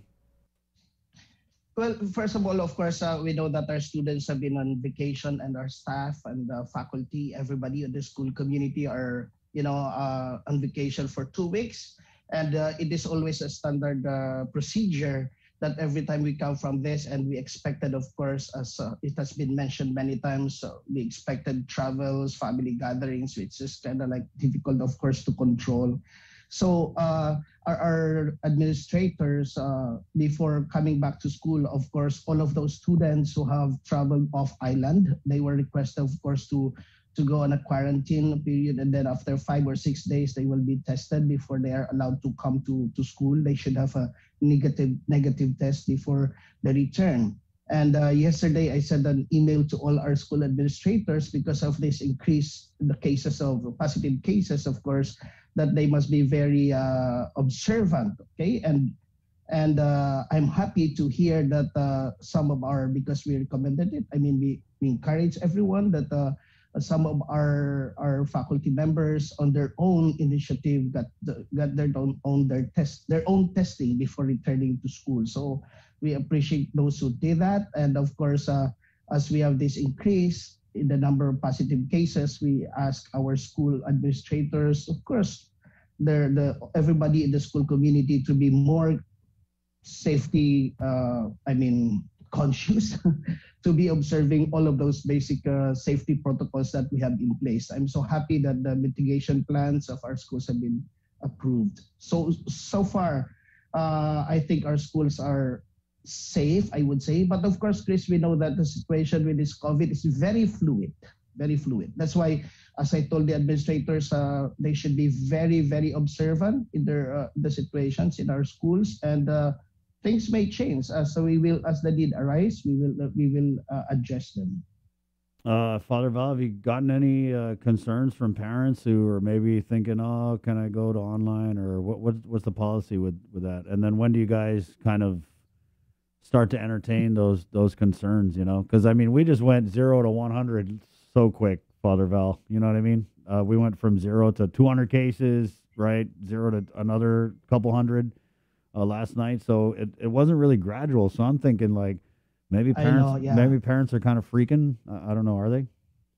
That's really true. That's kind of alarming, even for me personally, when I saw the big spike. That's why yesterday I sent that message to our administrators, and perhaps we'll have to as I said, observe carefully. And that's what I meant by the situation is very fluid. Things may change as we address, as the need arises, we will address that.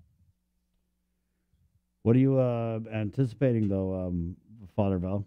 And at what point do you decide to kind of address it? Is it going to be a couple more days of triple-digit positives, or it's kind of like you wait and see, right?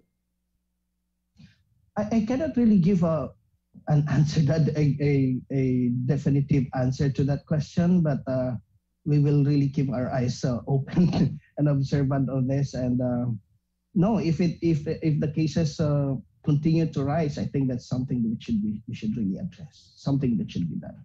So I know that they started the school-based vaccination and booster at I think Machinana Elementary yesterday, right? And Machinana Elementary yesterday, Estumbo today. Right. Are there 3 to 5? Are there any plans to do the same at the Catholic schools, Father? Have you guys already done that?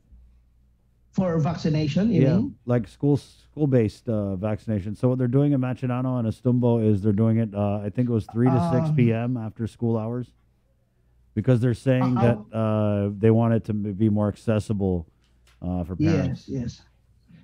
Well, as of now, we don't have that schedule of any vaccination clinic in our schools. But we have been, of course, encouraging everyone to get vaccinated in whatever clinic that they prefer to go. But we will definitely look at that possibility as we have done in the past. I think our school community, Catholic school community, is one of those that really support this campaign to get vaccinated. We are happy that, of course, our faculty and staff, our school community, faculty and staff is 97% vaccinated.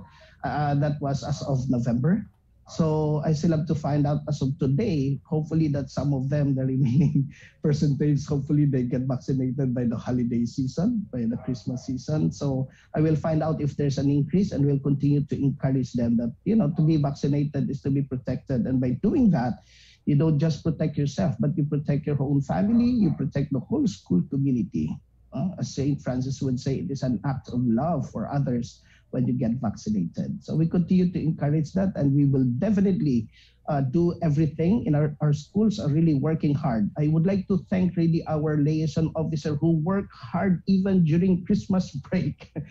Okay, monitoring our students, our staff, if they attended like functions and everything, that she has to remind them that by doing that, they put themselves into a possibility of an exposure. And by doing that, they are, they're not asked, they are actually highly encouraged to get tested when they go to those. So even though it was break, our liaison officer works hard. What's their trying name? To make sure. Kathy Castro. Kathy. We really thank her. She doesn't have any break. Yeah, perhaps you can ask her one time to be on your show. Yeah, Perhaps bring she her can on. Give you more details. We'd Yeah. love to have her. I will tell her. Yeah. Father Val, what do you hear from, because, when you look at the number of kids under 12 and you compare it to the number of kids under 12 who have gotten the vaccine, it's probably not as high as the administration public health would want it. So what do you hear from parents about vaccinating their kids? Is there a lot of hesitancy, or just what do they say? No, I mean, on our population-wise and our studentry in the Catholic schools, I think that the reaction of the parents are very positive. They want their kids vaccinated. Of course, it cannot be 100%, but generally, we have a very positive reaction from our school population, talking of that age range, that they want their kids to be vaccinated. And we're very happy with that. Okay, because that's really basic protection for the kids and for the whole school community. Father Val, is it too early to talk about graduation ceremonies for this year? Because I know before this last couple of days, I want to say maybe we were thinking. I mean, even I thought, I was like, oh wow, I think it's going to be over, right? So was there ever a conversation about graduations for this school year? Yeah, not yet, because of course. There are two big concerns we have right now in the Archdiocese in the Catholic schools community. Number one, regarding the Catholic schools community, of course, every January is considered, U.S.-wide to be Catholic Schools Week. So we're preparing for that. It begins on January 30. There will be activities in the schools. And hopefully, Chris, as I have promised during my first day of office, that I will be visiting the schools. So hopefully by this Catholic Schools Week, I have promised them that I will come to each school and hopefully celebrate Mass with them, as a community. And then secondly, I don't know if you have heard, and I'm sure you have heard already, that the whole Universal Church, Catholic Church, is having what we call as the Synod on Synodality. Pope Francis declared that like last October 10, if I remember right, in Vatican, and it's launched in all the dioceses throughout the world on October 17. But for us, we launched it December 7. And so those two main concerns are, the urgent concerns as of now, because we will be starting that this January. But I'm sure immediately after that Catholic Schools Week, we have to already discuss about graduation and how it is, especially with this COVID situation. Sometimes it's also difficult to plan really long term because, as I said, it's very fluid. We just have to really address the present situation. Things can just change at the moment. You just have to make decisions and adjustment as of the moment. Yeah. So what's your advice to people, Father Val? Because I know as a poly, right, a lot of people probably talk to you about how they feel and how uncertain these times are, where we could be, last week talking about what a great time we had on New Year's Eve. And then this week talking about, oh my God, we had 400 cases in 2 days. What are we going to do? You know what I mean? So you're right. It's very fluid. Yeah. Well, honestly, Chris, of course, Christmas and New Year, especially in our culture, right? I mean, Chamorro, Guamanian, and Filipino, those are really, for me personally, I feel like, oh boy, how are we going to control these gatherings and everything with how close our families are, right? I mean, so in a way, I'm not saying that I'm expecting it, but I'm kind of like preparing myself for it. I was thinking like, boy, this is gonna like, so for me personally, this is my personal opinion. Like I was kind of like expecting there will be an increase, but not this much increase, okay? Because of the uncontrollable gatherings. And I am praying hard. I was so happy last night when I saw the result that there are only 189 compared to 210, right, the other day. So there's a little decrease.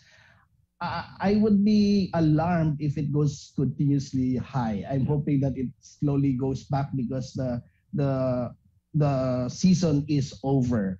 But number one, because we believe in God. So that's number one. I mean, nothing is impossible with God. So we continue to be faithful to Him. And secondly, which is very important in a practical point of view, of course, we should observe the basic protocols. You know, some people would say, Chris, that it has become normal for us.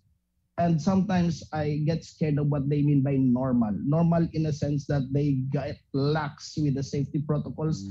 A few, sometimes you would see not wearing mask properly anymore because they feel like this is already. I think that will be like, I don't know. I don't even know how to say it. But when you do those things, wear our masks, wash your hands, watch your distance. I would personally say as a priest, it's a sign of your love for others. And that you love them, that you care for them. Because if you don't do that, then you're in a way saying as if you don't care for the others. Okay? And that's basically, the summary of the commandment is love God and love a neighbor. I mean, Father, I totally agree with you. I went to Tumon Bay, which I hardly ever do that, but I went when this was that the Vinson. The aircraft, USS Carl Vinson was here, and Father Val, it was like, someone said, oh, it's like pre-COVID. I was like, it was worse than pre-COVID. This was like Waikiki times a million. I never seen that many people in Tumon Bay, and they always say these surges follow like a lot of these military ship visits. But I agree, because when I was looking at that and looking at the gatherings, I too was thinking we're going to see a little surge, but like you, I didn't think it was going to be this bad, because all we ever hear is vaccinate, boost, we're going to be done with it. And so, I think people have that in their heads that let me get the shot, we can do what we want, because, that's what they were told. You know what I mean? No. And so, but you're right, I didn't think it was going to be like this. I thought we were going to see like, 20, 30, 40, 60, 70. I didn't know it was going to be like, boom, 200. And then, it's even, I know that you were hopeful that the numbers went down, but when we find out that they're turning people away from being tested because they're only doing it 3 hours a day, to me that's also alarming. That means that we don't really have an accurate picture, right? I hope that the slight decrease is not due to that. I'm praying hard. Yeah, let's all pray harder. I'm praying hard that it's not due to they are not allowing people to get tested.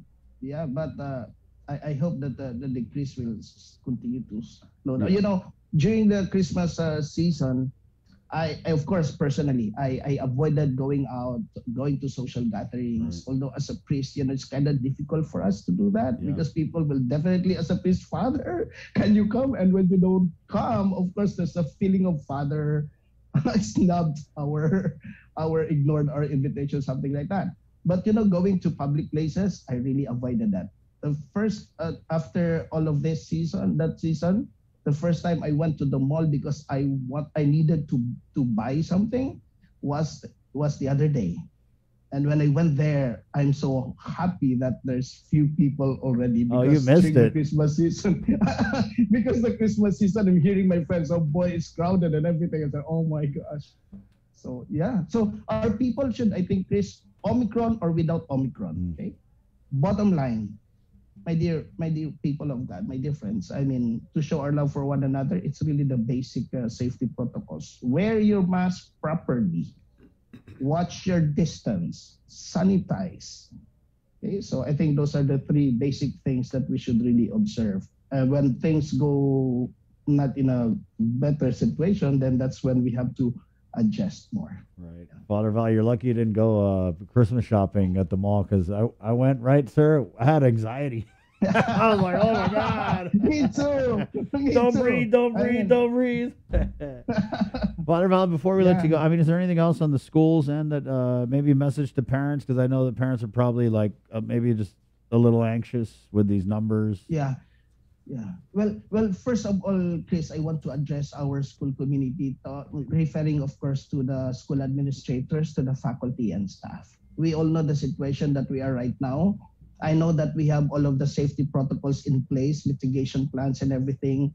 I have seen that in the past we have done really best to make sure that our school community is safe for our students, because we believe that face-to-face learning is really the norm in education.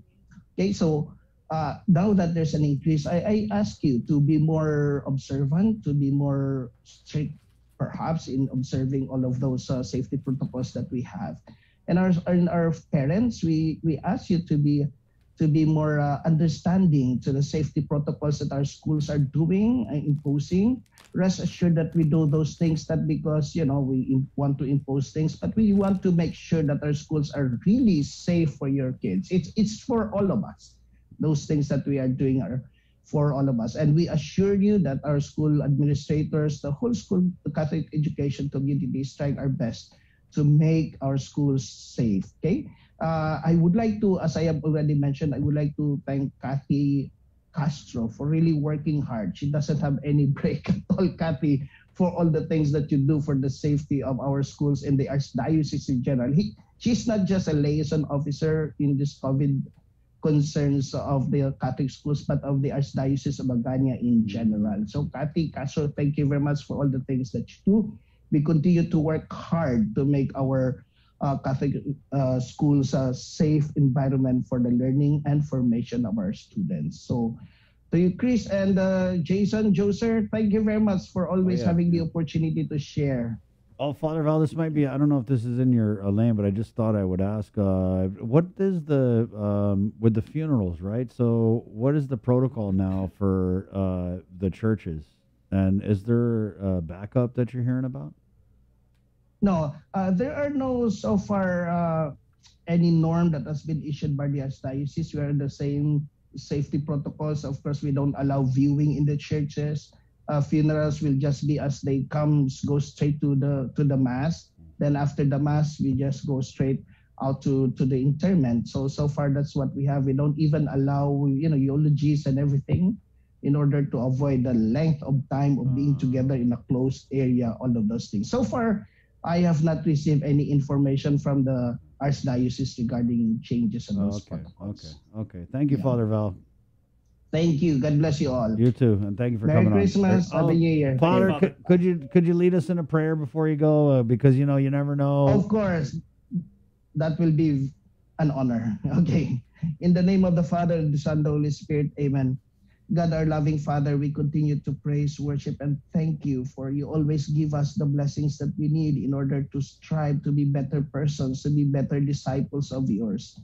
Loving Father, in a special way, we thank you for the gift of sending your only begotten Son to be our Savior as we continue to celebrate this Christmas season. Loving Father, as we continue to experience this pandemic of COVID-19, we beg you to give us the good health of mind and spirit and body, so that we may be able to fight against this COVID-19 and be victorious according to your will and with your help. Loving Father, we beg you, we ask you, of course, through the intercession of Santa Marian Kamalen, to intercede for us, to put an end to this pandemic. We truly believe that it is through your power that we can put an end to this. Guide our religious leaders as well as our government leaders to always make decisions according to your will and for the safety of everyone. That in spite of what we experience right now, this pandemic, we can live as brothers and sisters according to your will and for our well-being.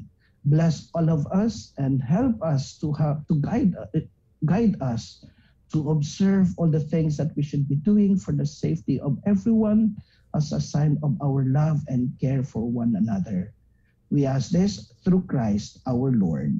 Amen. Amen. In the name of the Father, and of the Son, and of the Holy Spirit. Amen. Merry Christmas, Happy New Year. Viva Santa Maria Camille! Viva! Viva! Thank you, Father. Thank you, Father Val. Beautiful prayer, Father. Thank you. Bye-bye. All right, there you go. Father Val Rodriguez, Catholic Schools Superintendent. Woo.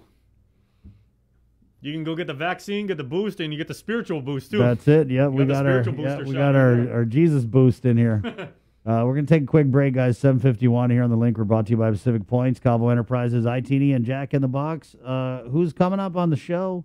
We got Dr. Hoa Wen, the former Physicians Advisory Group Chair, head of American Medical Center Clinics, where they are being slammed with a lot of sick visits. So and you said he went right to work after he literally got off the plane and then just hit the ground running, right? Senator Joanne Brown jumping in to catch up in the new year. Also, Wayne Pacelli, your favorite of Animal Wellness Action, has got an announcement this morning. He's jumping on, and then we'll get Jesse Rosario Chubby of Boca Box to talk about the new episode of Boca Talks on the KUAM Podcast Network. All that coming up and a whole lot more right here on The Link. Good morning. Mariana's Irrigation and Landscape Superstore. Stop on by and visit our showroom today. We offer everyday low prices on all major outdoor power equipment like bush cutters, chainsaw, power washer, generators, and more. Need service, repair, maintenance? Well, check out Guam's best superstore only at Mariana's Irrigation and Landscape, located in Barragata along Army Drive between Submarina and Besta Market. Call 735-7446 for more information. Now shipping to surrounding islands.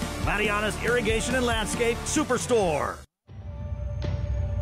Listen, watch, and learn from the daily Tomorrow News updates from KUAM News. Catch them on The Link during the 8 o'clock hour, streaming online on Isla Radio, or on the KUAM News YouTube channel for your convenience. Tune in and stay informed, all while preserving our precious culture through the daily use of our native Chamorro language. Tomorrow News updates are brought to you by your familia at First Hawaiian Bank.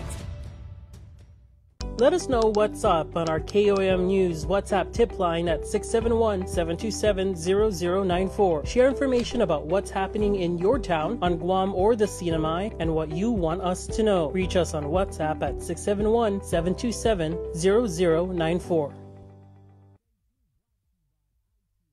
Say hello to the First Hawaiian Bank mobile app.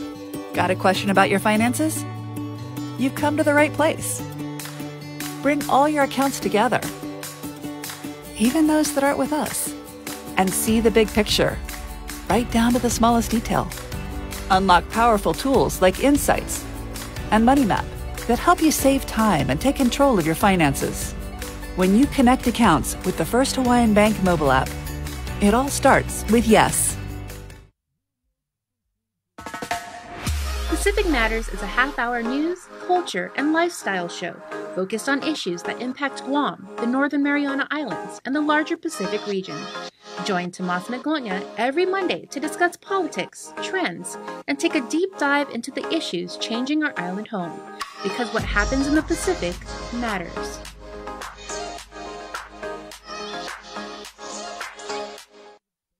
KUAM's multi-platform morning show, The Link, just got a little more delicious with Feed Me Fridays. Chris, Sabrina, Jason, and the rest of the morning crew will take some time off each Friday to talk, taste, and tempt you with all the latest and greatest food and drinks on Guam. Old faves, new hits, and everything else we can put in our bellies. It's Feed Me Fridays on The Link. Brought to you by King's Restaurants, Ruby Tuesday Guam, and Devondale.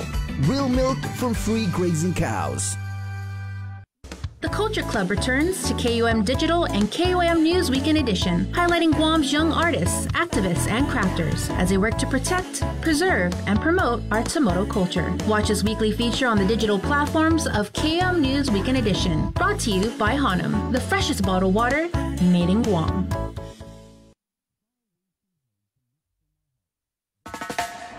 Pacific Matters is a half-hour news, culture, and lifestyle show focused on issues that impact Guam, the Northern Mariana Islands, and the larger Pacific region. Join Tomas Naglonia every Monday to discuss politics, trends, and take a deep dive into the issues changing our island home. Because what happens in the Pacific matters.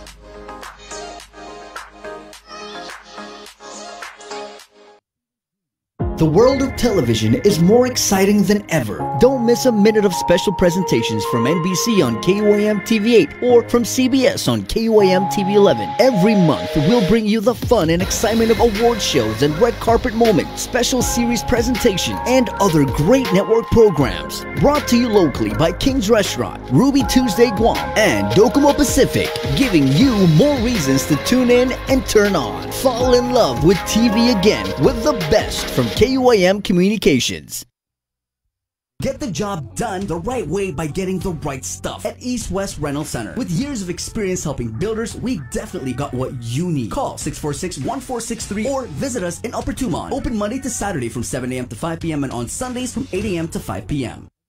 GU Self-Storage, conveniently located near the Harmon McDonald's. We offer affordable rates, online payments, and auto bill pay for your convenience. Plus gate access daily from 6 a.m. to 9 p.m. Call us today at 648-7867 for more information.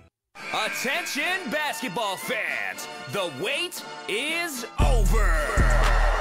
Clutch Guam presents the second annual McDonald's High School Basketball Classic, going down December 20th to January 8th at the Father Duenas Jungle. Make sure you come through to watch some high school boys and girls varsity division action. You do not want to miss out. Special thanks going out to KUAM Sports. We'll see you there.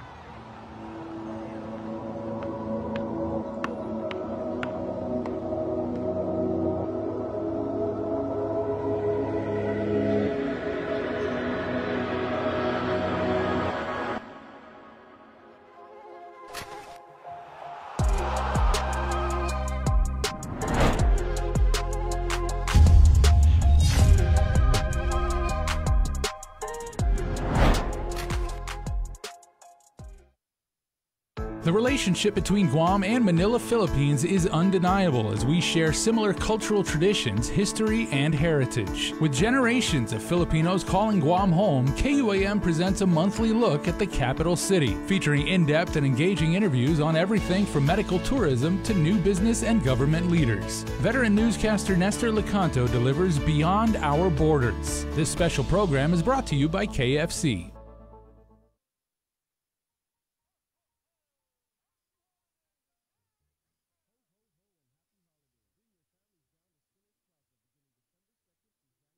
Uno Mixed. We're mixing it up on the last Thursday of every month with a look at lifestyle, entertainment, food, and so much more on the stations, networks, and digital platforms of KUAM Communications. Uno Mixed is presented to you by Docomo Pacific, Better Together, and Pepsi. That's what I like.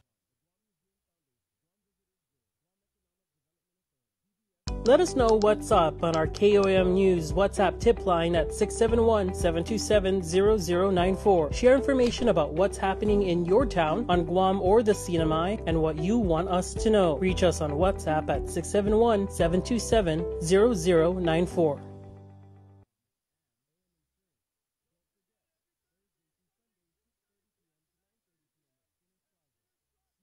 I didn't get screened because I was just afraid of it. I procrastinated. I didn't have any symptoms. I didn't have insurance. I didn't want to know. There were several services that was available to me. I got a mammogram. Colonoscopy. I know in my heart that early detection saved my life. And I just tell people all the time, please go get screened.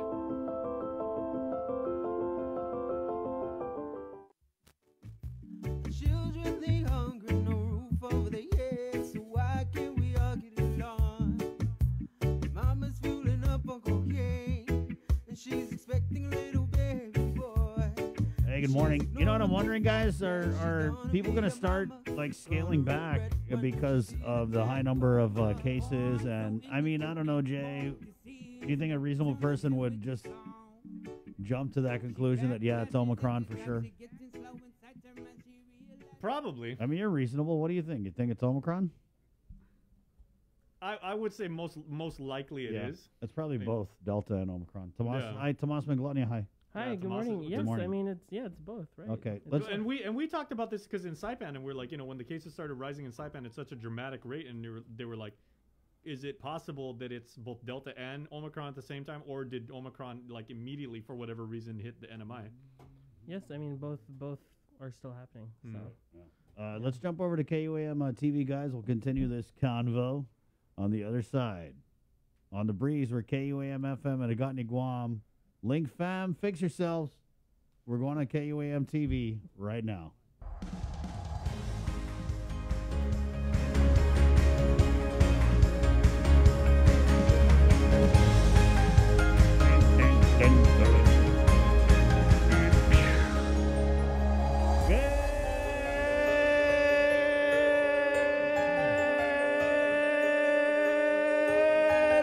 Guam. Right on. Good morning. Hey, good morning, KUAM TV. My name's Chris. I'm Jason. I'm Tomas. We are the Link. He's Joe, sir. That's Joe, sir. He doesn't talk. The disembodied voice. Yep. We're brought to you by Pacific Points, Calvo Enterprises, iTeeny, and Jack in the Box. Like I was saying, so they really, with these messages that the governor put out, that Dr. Berg put out, they kind of washed their hands of it and said, well, it was a little conflicting because Dr. Berg said there was nothing they could have done, but the governor has said that she's been preparing as if Omicron's already here. But, they're not going to, I don't even know what PCOR are we in? I think we're still in 3. Yeah. But the car score is what now? 37.9. 37.9. That is bad. That's a lot of cars. Yeah, and okay, put this into perspective. Remember, and we said this a bunch of times. As of last Saturday. How many cars is that, Jay? That's 37.9. Last Saturday, the car score was 3.1. Dr. Felix Cabrera, who has architected the car score, said when it gets to 1.2, then that's when decision makers and big thinkers start to have the really serious. We need to get Auntie Agnes in here. Maybe she can help us. Dr. Felix's mom. Dr. Cabrera's mom. Maybe she'll help us explain this car score thing. Yeah, so it's bad. Yeah, so 1.2 is cause for concern. Then it went shot up to 3.1, so it surpassed that threshold, and then went from 3.1 to 22.2, and then between yesterday and today, now it's 37. But we're like the only ones that say that, right? I don't when I'm out. Bitcoin doesn't go up that high. Yeah, no, but when I'm out, going around, I don't hear people say, dude, car score's 37. They just talk about the positives, right? But anyway, we know that they use and have used this car score metric to make decisions, right? They had us locked down.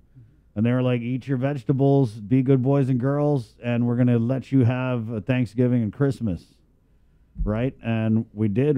There was that whole Strive for 5 thing, right? And so we brought that thing way down. But what I'm saying is if the car score is 37 and we've had, a couple days of triple-digit positives, does that mean that you guys start, postponing or canceling events that you're having that are going to be under? Because right now the guidance, it's as is. There's no change.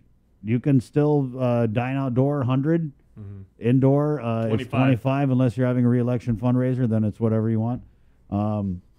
So yeah, nothing has changed. So I'm wondering if they're putting it on the community again. Are you guys going to be smart and start dialing back and saying, okay, if Omicron's everywhere, should we have this gathering or should we have this sports event, or should we have this, company function, or should we have this party? You know what I mean? Are we going to start self-restricting each other, or are we at this point where we just don't even care anymore? Well, what they don't want to do, obviously, is dial things back from the economic standpoint. They're not going to do that. What they would probably say is when it comes to personal gatherings and everything like that, exercise a little restraint or or even as a business, right? I mean, not us, but if a business is putting on an event, do they now say, maybe we should hold on? Because we've seen that before, right? Where businesses would just cancel things, whether it was a bar or a party or whatever. They would say, oh, it's a little hot, we'll just postpone it for now. So I don't know. Do we need to start doing that? Is that our pivot on the community? Because if it's up to us again, and we're not going to get any guidance or action from the government, like the Delta surge. Remember, we were all alone in the Valley of Death for the Delta surge, it looks like it's going to be that way again, because if you really listen to these messages that they put out, they basically said, hey, yeah, we told you this was going to happen, even though we loosened the restrictions, so it could happen. But go get your shots. That's what's in place. Go get tested for 3 hours a day. By the way, guys, you have an 8 to 11 to go get tested. Testing open as of 5 minutes yeah, ago. but when you have Dr. Berg telling us to act with urgency, but public health's only bothering to test people 3 hours a day,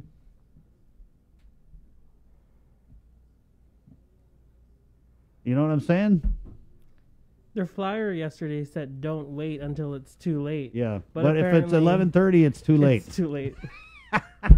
Right.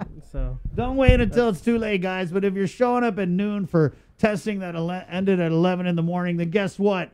You're too late, sucker. Yeah, it's ridiculous. It's unfortunate, but even the messaging in Saipan is a bit similar in terms of we've got the vaccine, you've got your booster, we have the therapeutics, so live your life. Yeah. But in Saipan, the message out there was, at least from the leadership, right, from the press conferences that I've covered with you, your tech support guy, is they were saying they don't really see it as much as the businesses being cause for clusters or stuff like that. It's the residential gatherings and the family gatherings, right? Right. Yeah. I mean, because there are certain controls that businesses implement, and things like that. Like, but Jay, like with the Delta surge, what we saw was it was just like everywhere, and there was, you know what I mean? People were going to work when they were sick. I mean, we tell people to stay home when they're sick, but a lot of people, they just can't stay home. They can't. They need the money. Right? There's nothing in place. You don't get any money if you get COVID. Yeah, which unless begs you die. the question, even for a lot of people in the States, whether or not we're going to see more support given this Omicron surge, right? Yeah. I think we need another stimulus, guys. Again, which is why we can't let the economy collapse even further, because we talked about this Economy's yesterday. fine, Jay. Economy's Uncle fine. Sam's pockets are not bottomless. What do you mean? Yeah, they are. It's Uncle Sam, dude. So God bottom, they print the money. Sorry, that's how I feel. Yeah, let's get the Treasury on line one and see how they feel about that. Can you just run the printers a little faster? Yeah, come on, guys, let's go. No, but yeah, I mean, and you got to wonder, and I don't think they're not going to shut anything down, right? Because if they shut everything down, then Auntie Lou's going to have to give you guys the ARP, and they already know what they're going to do with the ARP. So I don't just see that happening. And you're right, Tomas, that is the message. It's like, hey, we got these shutters for you to put up during the super typhoon. So go out and get your shots and wear your mask and do everything that we've been doing. We keep doing these same damn things, and the damn COVID keeps happening. So I don't even know what to do anymore. It's like I haven't stopped. We haven't stopped. We haven't got COVID. We've been pretty good. We need a pin. You know what I mean, Jay? We haven't let our guard down within reason. I mean, I was super conservative in the first half of the pandemic, and then I said, I want to go out and do things and enjoy myself in a safe way, which is totally, you can do it. And see, that's the difference between you and me, because I'm neurotic anyway, so of course, I have not done anything. Before for 2 COVID, years. this guy didn't do anything. He didn't go anywhere. He was on a lockdown. No, everybody, a self-imposed Chris lockdown. would always ask me, "Hey man, what are you doing this weekend, man? Let's go hang out." I was like, "No, I got to No, take I care of." didn't. No, he goes, and I would always say, "I got to take care of my auntie." He's like, "Oh, who's that?" Play I was along. like, no, Tomas. He would always say, Right. and I would say, "I got to take care of my auntie," and he's like, "Oh, who's that?" I was like, "Antisocial." Right. All right. I really listened to you. Yeah, but that was a good one, though. So it's mixed messages, guys, and That's you a guys. joke I've been using in KUM since I first started. Okay. And you guys know I gotta take care of that aunties. we do have a couple comments in here. The governor and lieutenant governor will not put restrictions because they need to hold their campaign fundraisers or gatherings. However, they did not allow private schools to have their Christmas concerts, not even a certain capacity for parents. Yeah, it's really screwed up, man. It's screwed up when we're getting blamed for this surge that, we had these gatherings for holiday, that travel came in. Then you see pictures of these fundraisers. You got all these cabinet members like Lottie Dottie, no mask, partying out, and then they're going to blame it on us? Like, come on, man. It's inconsistent. It's confusing.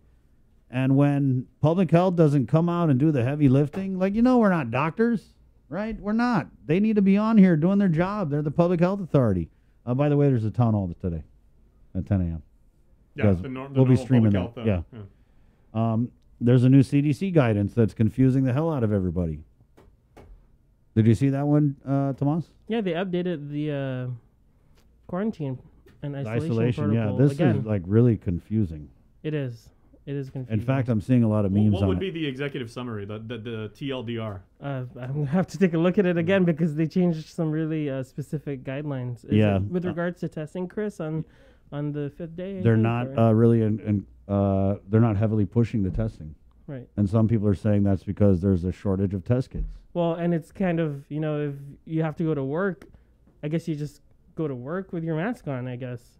I don't- If after 5 days. It's- is that the And guidance? I think I don't know, is the motivation because they need people to go to work? That's some of the criticism that it is driven I saw by. something on Twitter where someone was like, the CDC said if you're sick, stay home, but you can't stay home, so go to work because capitalism. Well, the CDC director was on Stephen Colbert show, and he was like, if I test positive, can I come back to the show? And she goes, yes, but with your mask on after 5 days. And he goes, I'm not doing the show with my mask on. And so, Yeah. I mean, that interaction to me spoke to what the new guidelines are, which is Right, and so they updated the guidance on the recommended COVID-19 isolation period yesterday in the States, telling people if they have access to a COVID-19 test and want to take it, the best approach is to use a rapid test toward the end of their 5-day isolation period. So this is a big departure from previously where you just took a test every time the wind blew. The agency has faced pressure over the past week from outside medical experts to include a testing component in its new shortened isolation period. The updated guidance do not advise a test for isolated people, but they offer guidance on how those people should respond to a test result if they choose to take one. If the test is positive, isolated people are advised to continue their isolation until 10 days after their symptoms started. If the test is negative, isolated people can end their isolation, but are advised to wear a mask around other people until day 10. Well, if anybody on our team knows what it's like to be tested repeatedly, it Yeah. would be Tomas. Because if anyone listening or watching this right now and everything doesn't know, I've been tested a lot. How many? Yeah.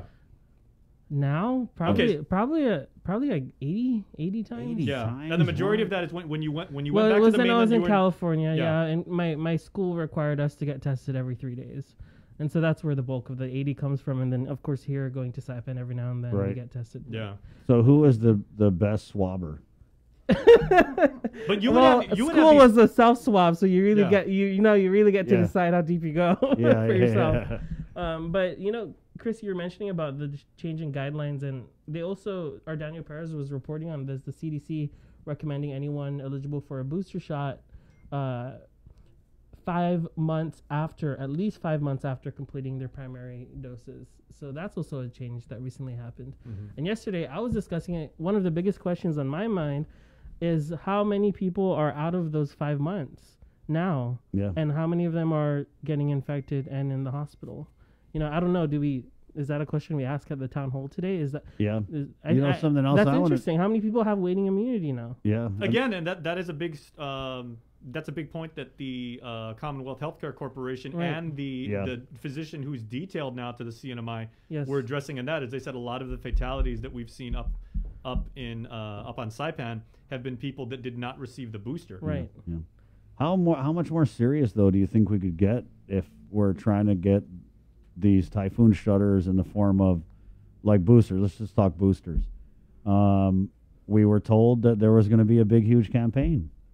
And I think it was in one of these public health town halls. We have yet to see that. There's no jingle. There's no real effort other than to send graphics to the media and allow us to, which it's our job. We're fine doing it.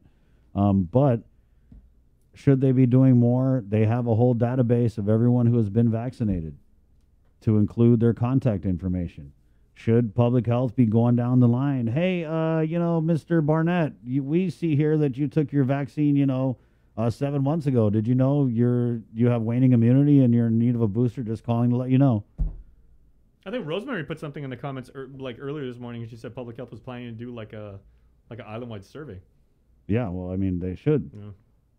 A survey asking for. We'll find out in the public health town. Oh, okay. Yeah. So it's 8:15, Thursday, January 6th, 2022. We do have a little bit of breaking news to report since Tomas is here, very apropos, because Yeah. as I learned last night, our very own Tomas Manglona is the Oh my owner gosh. of an air fryer. Oh yeah. Why did I see this coming? Don't share any photos. No. Not, he was sharing photos with me privately, but you've said you wanted an air fryer. Yes, I've arrived late to the game in 2022. Me too, man. I've arrived late to the game. I know everyone. I still haven't made bread in this pandemic, so don't come after us. But you got the air fryer. What was the thinking there? Was it just, monkey see, monkey do, or you legit want? Yeah, no. I mean, it's great to have a meal ready in like 20 minutes. Is that what it is? Yeah. So he has not given me consent to share the pictures, and I will respect that. But the pictures he sent me of the chicken wings he made last night were phenomenal. So you made chicken wings 2 nights in a row? I mean, the first one was I did. Yeah. I mean. So is it good? Is it worth it? Yeah. Yes. You should get a sponsor or something. Is it better than fried chicken? No. No, probably not. There you go. It's still juicy. I rest my case. It's 8:16. Pacific Points presents our 8 o'clock newscast. Jason Salas for Sabrina Salas Matanani with the very latest from the KUAM news team. Good morning, Jason. All right, good morning, and we'll go back to Tomas for regional perspective in just a moment. But we do want to get you up to speed, if you haven't heard now, on the latest number of coronavirus cases confirmed. 189 confirmed yesterday out of 1,351 tests on January 4th. That's a rough positivity rate of about 15%, consistent with the previous day, in which there were 210 out of about 1,400 cases. There have now been over 20,000 total cases in the last 21 months, with 273 deaths and 808 of your fellow Guamanians currently in active isolation. The island's CAR score has skyrocketed once again. It is now 37.9, up from 22.2 just yesterday. 13 of your neighbors are in the hospital with COVID-19, and of those, 9 are vaccinated and 4 are unvaccinated. Also alarming, Public Health received 10 new results from virus samples collected on Guam between December 6th and 16th of last year, having undergone genomic sequencing in Hawaii.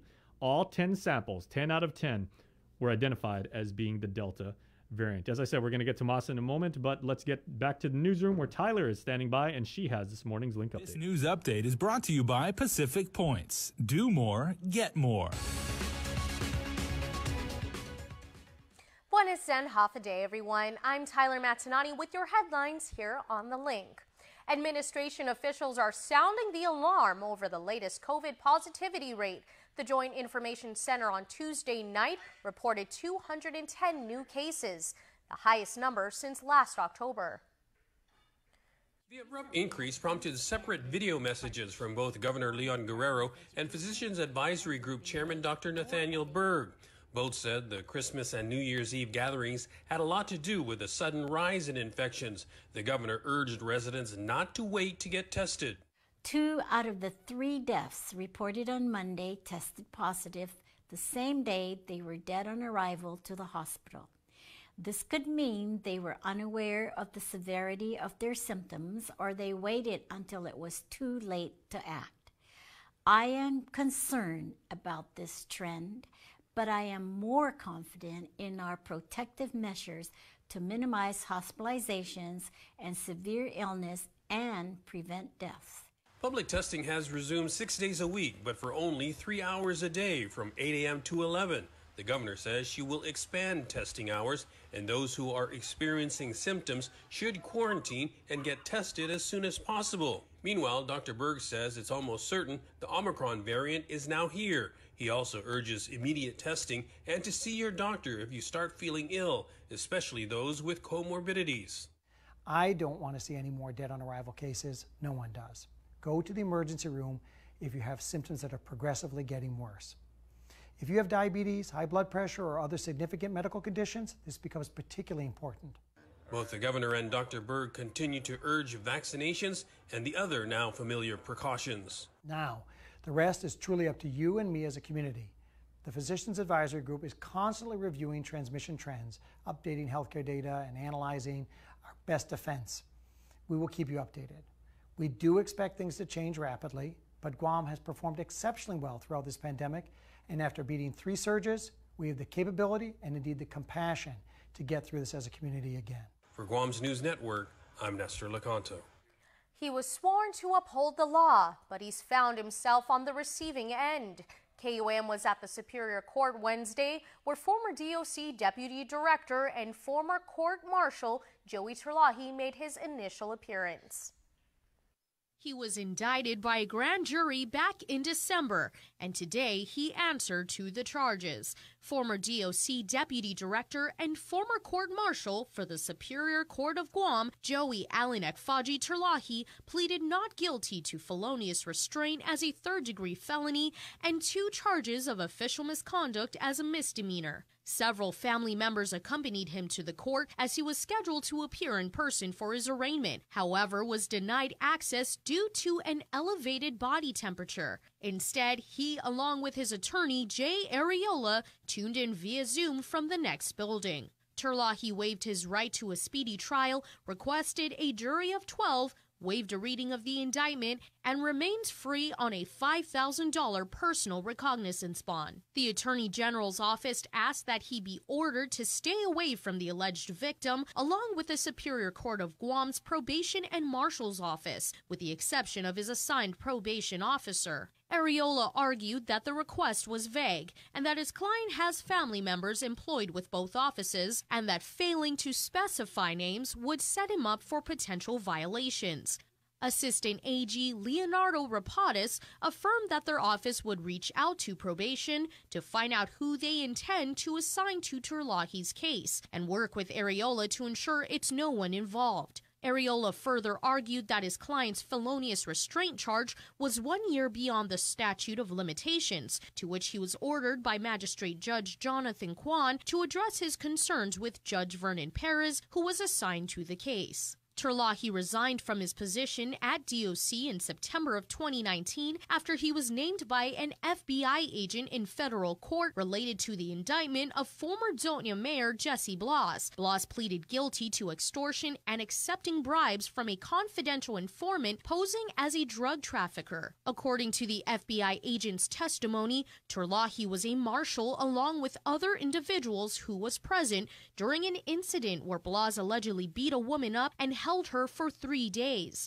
According to the indictment, Terlahi is accused of exposing the victim to risk of serious bodily injury at a barbecue back in 2017 and for ignoring and abusing his position as a government official in relation to a crime committed. Terlahi is the son of Senator Pito Terlahi, who chairs the legislature's Committee on Public Safety. Judge Perez will set the next court hearing date.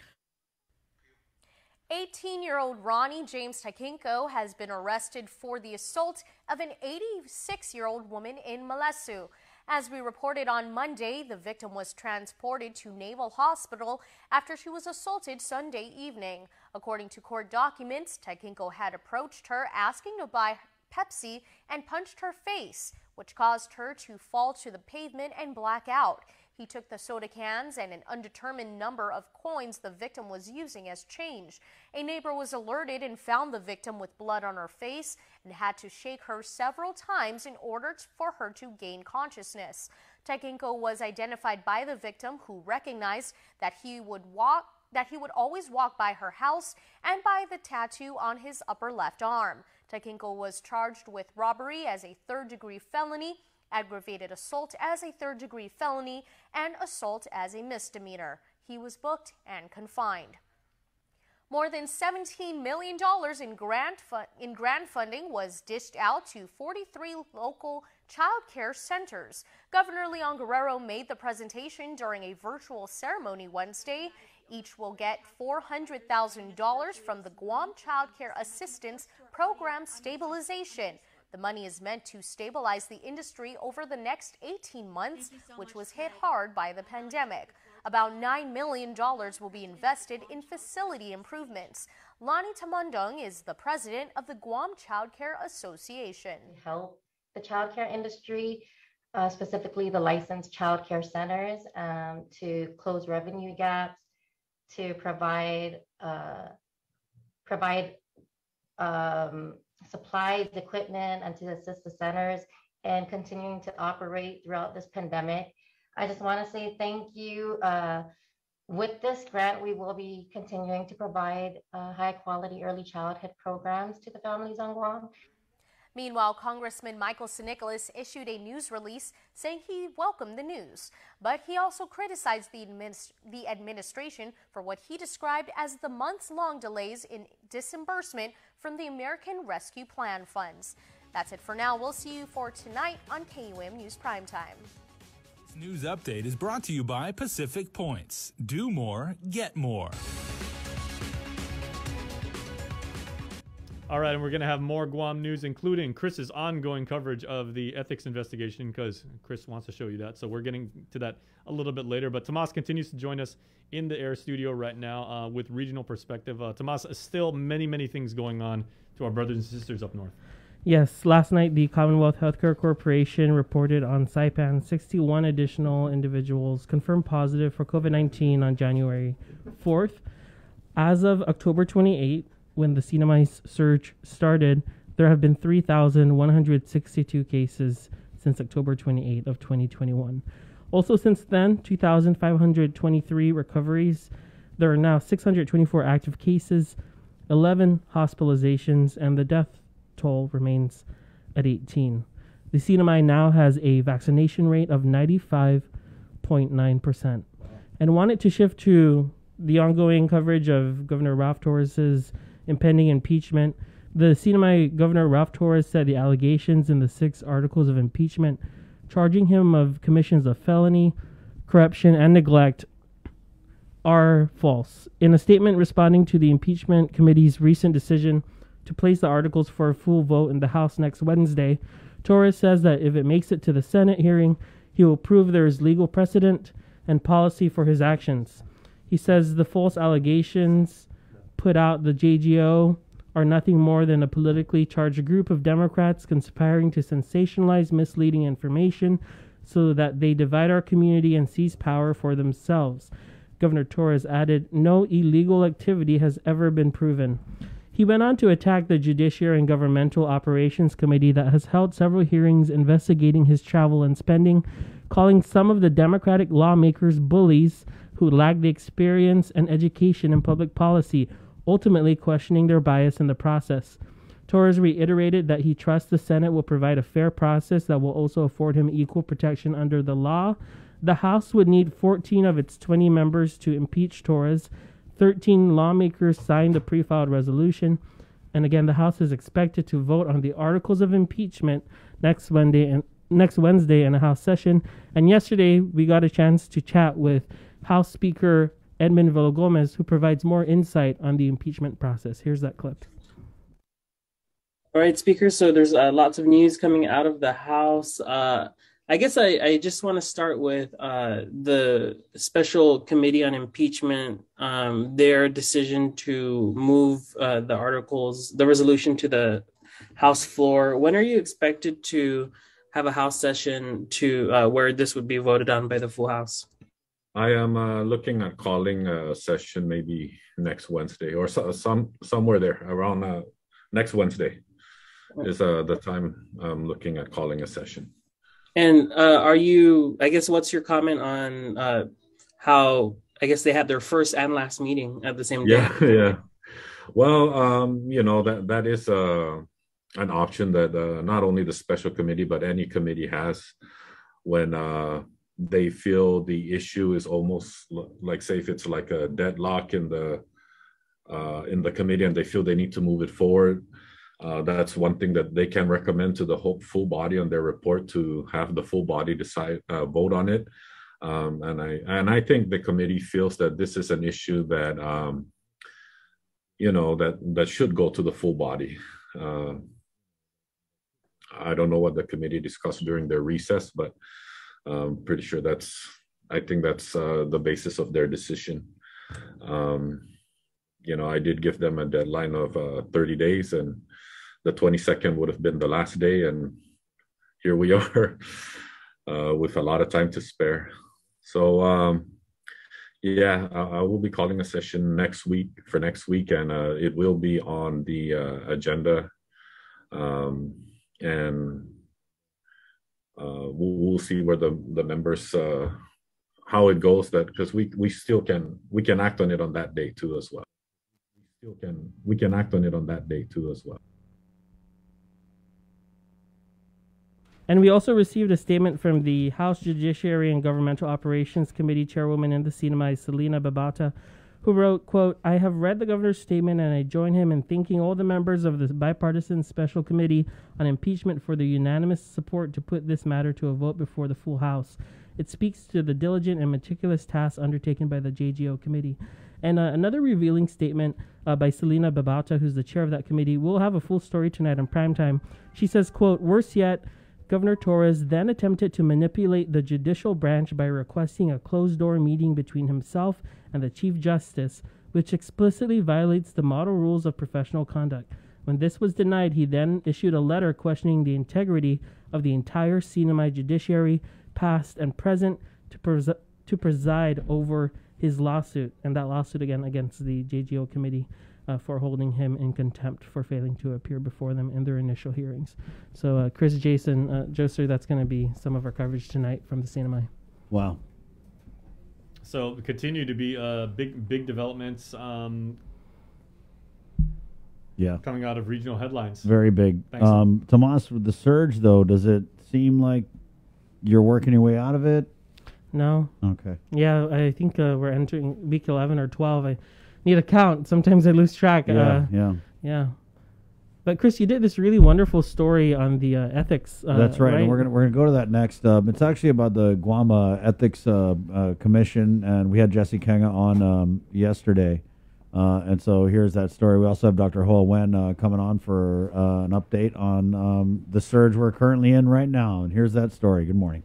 Revived via executive order by Governor Lou Leon Guerrero in 2019, the Guam Ethics Commission in 2022 still not ready to receive ethics complaints from members of the public, even though members of the public have been trying to file them. A lot of individuals that are stepping forward have expressed frustration or concern for what they believe is an injustice to them, because officials have not violated the law in their eyes. We've had a number. Just this week, I had someone come by the office. Our door's been open, and we had an honest conversation. Clearly, that individual was frustrated. There's probably a handful of individuals, and we actually keep a record of all the folks that have come by, whether through email or in person, to say that they want to lodge a complaint.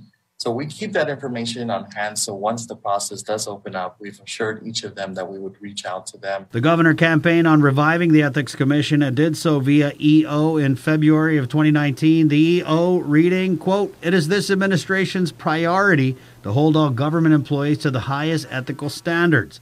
But after the commission had issues getting a budget and office from Adelup, the legislature reaffirmed the body's independence via Bill 85, which was signed into law by the governor and became Public Law 3628 in June of 2021.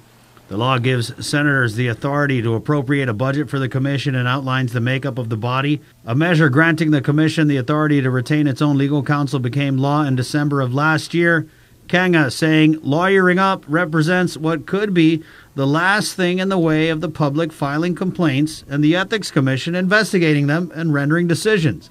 He adds an RFP for legal services will be sent out shortly. It is unfortunate about the timeline, but I think if you were to compare any other entity, we're doing incredible time, all things considered, since this has been dormant for almost 30 years now. So we asked Kenga just when ethics complaints will be accepted by the commission. I can't give you a clear timeline. I want to say this soon. For Guam's News Network, Chris Barnett reports.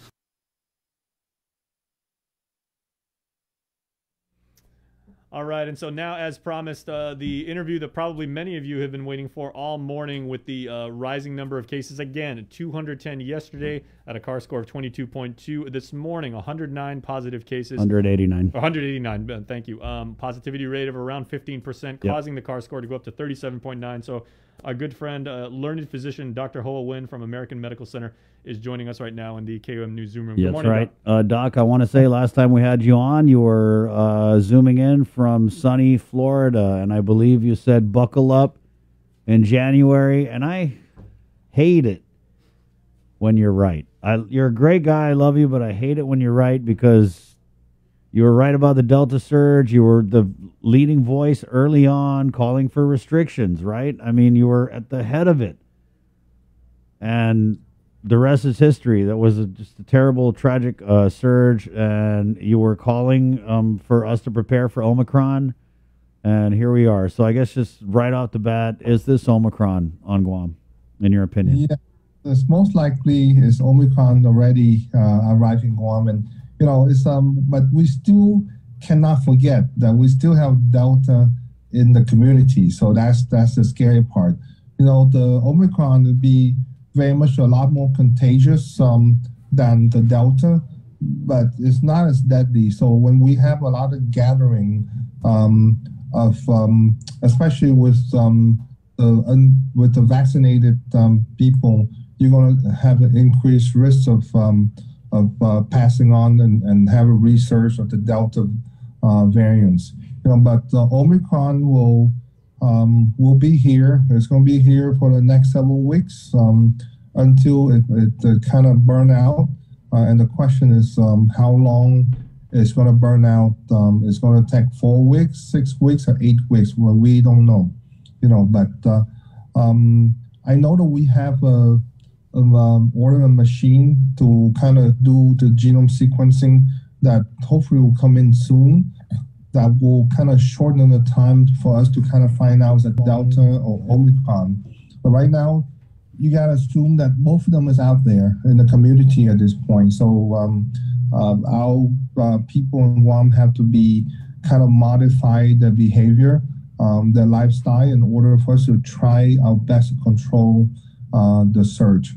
But I think we are in it at the beginning. So more likely it will get worse in the next week to 2 weeks or so. Doc, my WhatsApp's been blowing up from physician colleagues of yours, and they're concerned about how ready the Guam Memorial Hospital is. We are not in a good shape. Beside the COVID admission, the non-COVID admission are in the rise also. I mean that you have the typical full control diabetic, you have typical stroke, heart attack, and infection are coming up. This is post the Christmas and New Year, when our diet and our lifestyle are not good. So right now the admission for the non-COVID patient are very high. So whenever you have a COVID patient in there, you really take away the nursing staff and the people to treat the non-COVID admission. So I know that we keep saying that it's non-ICU, not an event, but we gotta understand that every admission for COVID patient, you will take a lot of time, a lot of staff away from the non-COVID admission, which is detrimental to the people that typically get admitted for complication of their chronic illness. So you don't have to be ICU, you don't have to be a vent, but again, it takes a lot of staff and the care away from other people in the hospital. Doc, what are you seeing at the clinic level at American Medical Center clinics? Yeah, I'll walk-in visit for sick visit for cough and cold and COVID-related symptom. We max out. We cannot. We had to turn people away because we can't take anymore. So I think that at FSP and SDA, they seem the same. We pretty much max out on sick visit at this point, and it's going to get worse. And then I really ask people to practice the 3W and try your best and not have any gathering. We at AMC, we scheduled to have a get together like for our staff this January 15. We decided to cancel it. We can't take the risk of have everyone in the same place, and one person gets sick and it's going to spread throughout the whole staff. So we basically cancel our party on January 15 just because there's too much risk out there. So I'm going to ask other companies to do the same thing, to be responsible and do that so we can help, kind of curb this surge as much as possible. Yeah, Doc, I know that routinely a lot of businesses and companies especially if they're open during the holidays and they got all their customers, they usually have like their holiday party, right, for the staff or whatever in January. So you're just advising people to kind of take it easy on that because there's no guidance. Yeah, I would advise them to move it, to delay it for several weeks. And again, it's protection for their company, right? I mean, if the Omicron have its way, and people, the staff for different company will be positive, and they're going to be missing work for at least 5 to 10 days, and just like anywhere anywhere else in the state, you have to curtail your business just because you don't have staff. They all are positive. So I would ask the company, if you plan for any party in January, just move it until this number coming down, and it should be sometime, I don't know, February or something. That's when it's going to come down, hopefully. What about sporting events and that kind of stuff? The sporting event, the same. I mean, you really need to be masked up and social distance and make sure you don't, you don't sit too close to someone you don't know, because anyone else can be sick. So you just have to be careful. I say you got to protect yourself, protect your family. Every family in Guam have people with comorbidity, and I know the Omicron is not as severe as Delta, but with people with comorbidity, you can end up in the hospital still. So just be careful. Right, and so I want to key in on what you said there, Doc. You said it's less severe than Delta, but with the comorbidities, right? What other risks are, or what other areas are we exposed at? Are we also a little more exposed because our booster shot campaign isn't maybe where we want it to be? Yeah, I can see, and I read in the news that and you can see in the JIC that the vaccinated are more now in number in the hospital than unvaccinated. And as I tell you before, our booster rate are so low at this point that if you are 4.5 to 6 months out from your second shot and you don't have your booster, you will get sick. And the chance that you will be in the hospital is much higher than if you have the booster. So I encourage people to go out there and get the booster as much as possible. It will not prevent you from getting sick if you don't be careful and don't practice the 3W, but it does decrease your risk of end up in the hospital. That's what we're looking for, is the people admission to the hospital with or without ICU. It doesn't matter, So you need to go out there and get the booster for the Omicron, and also remind people that, even if you're infected with the Delta a week or 2 weeks or 3 weeks ago or a month or two ago, Omicron will reinfect you. The infection with Delta does not protect you from the Omicron. So, so everyone start up at square one. Unless you get infected by Omicron and get immune for it, you will get infected if you drop your guard. So that's something that people have to remember. And, so go out there and get the booster, as soon as possible to get yourself protected from the Omicron that will put you in the hospital. So I know we had to push that booster as much as possible. And also, I know we have the REGEN-COV or monoclonal antibody in one, but you have to make people fully understand that the REGEN-COV or the monoclonal antibody does not work against Omicron. Okay, we don't have any therapeutic for Omicron at this point, but we still need to give people the monoclonal antibody in case they have Delta, because we cannot forget that Delta and other variants still out in the community, and the monoclonal antibody does work against them to cut down about 80-85% the chance of them to be in the hospital. But against Omicron, it doesn't work. Against Omicron for monoclonal antibody. Doc, We got a message yesterday from Public Health that so they're doing the testing in TGen, but they're only doing it from 8 a.m. to 11 a.m. And Public Health actually asked for our help yesterday to announce those limited hours for testing because people kept showing up to get tested and they were turned away. So, you know, we were told to prepare like it's a super typhoon, and it kind of seems like the super typhoon's here. So should we be turning people away from getting tested for COVID-19 in this surge? Yeah, I'm not quite sure why we only test 3 hours a day. You know, we should be testing much longer than that.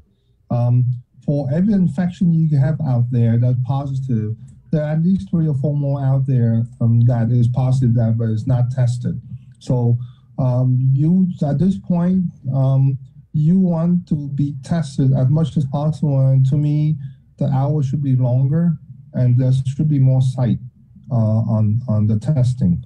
You know, but 3 hours a day, people show up and they got turned away sooner or later. You know, if they're positive, they're not tested, they're going to start spread out to other people in the community. And our people are very good. I tell you, you tell them positive, they will stay home and isolate away from other people. And that's the wonderful part about people in Guam is that they're very compliant if they know they're positive. So I would say that you don't turn people away until the line is 0.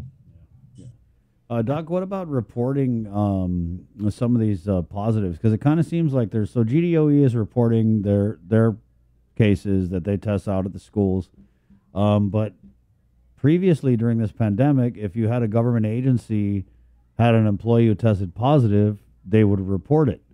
But I know of several positives scattered throughout GovGuam, some at the governor's office, some at different agencies, but I haven't seen anything reported. What do you make of that? That we're 2 years into this thing and we're just doing things all different all the time.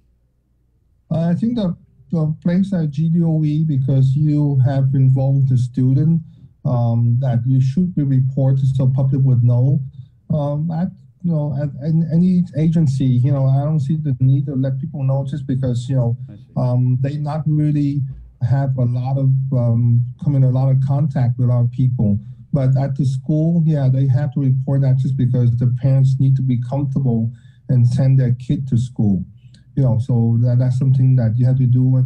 And Chris, another thing is you're gonna see a lot of positive. I tell you, most of the positive that we have right now is the fully vaccinated one. I know they don't report that, and people asking, and again, the fully vaccinated, but it's not boosted, they will turn positive because, like I say, there's no restriction on the gathering on the fully vaccinated people, and especially they behind, on their booster.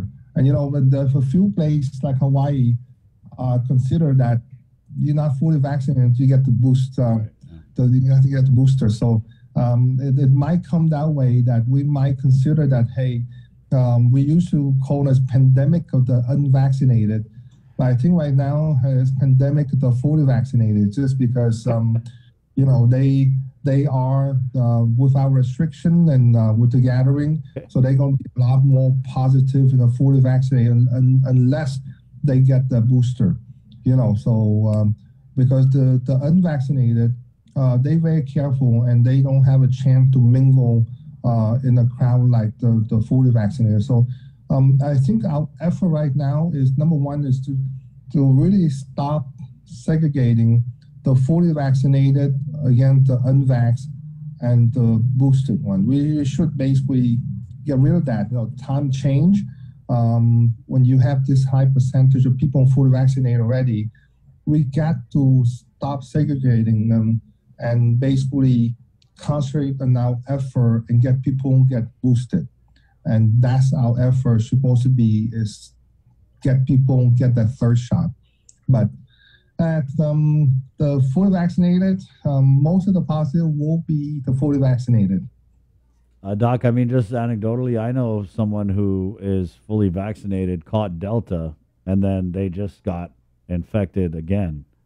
Yeah, because Omicron will reinfect the Delta infection. Right. I mean, it's real. So if you have Delta infection in the past 3 months, please be careful still, because Omicron will reinfect you again, because that's how it is. But the good part about Omicron is that if you get infection and you happen to do well, then you are immune for a while, because nothing else going to supersede that one.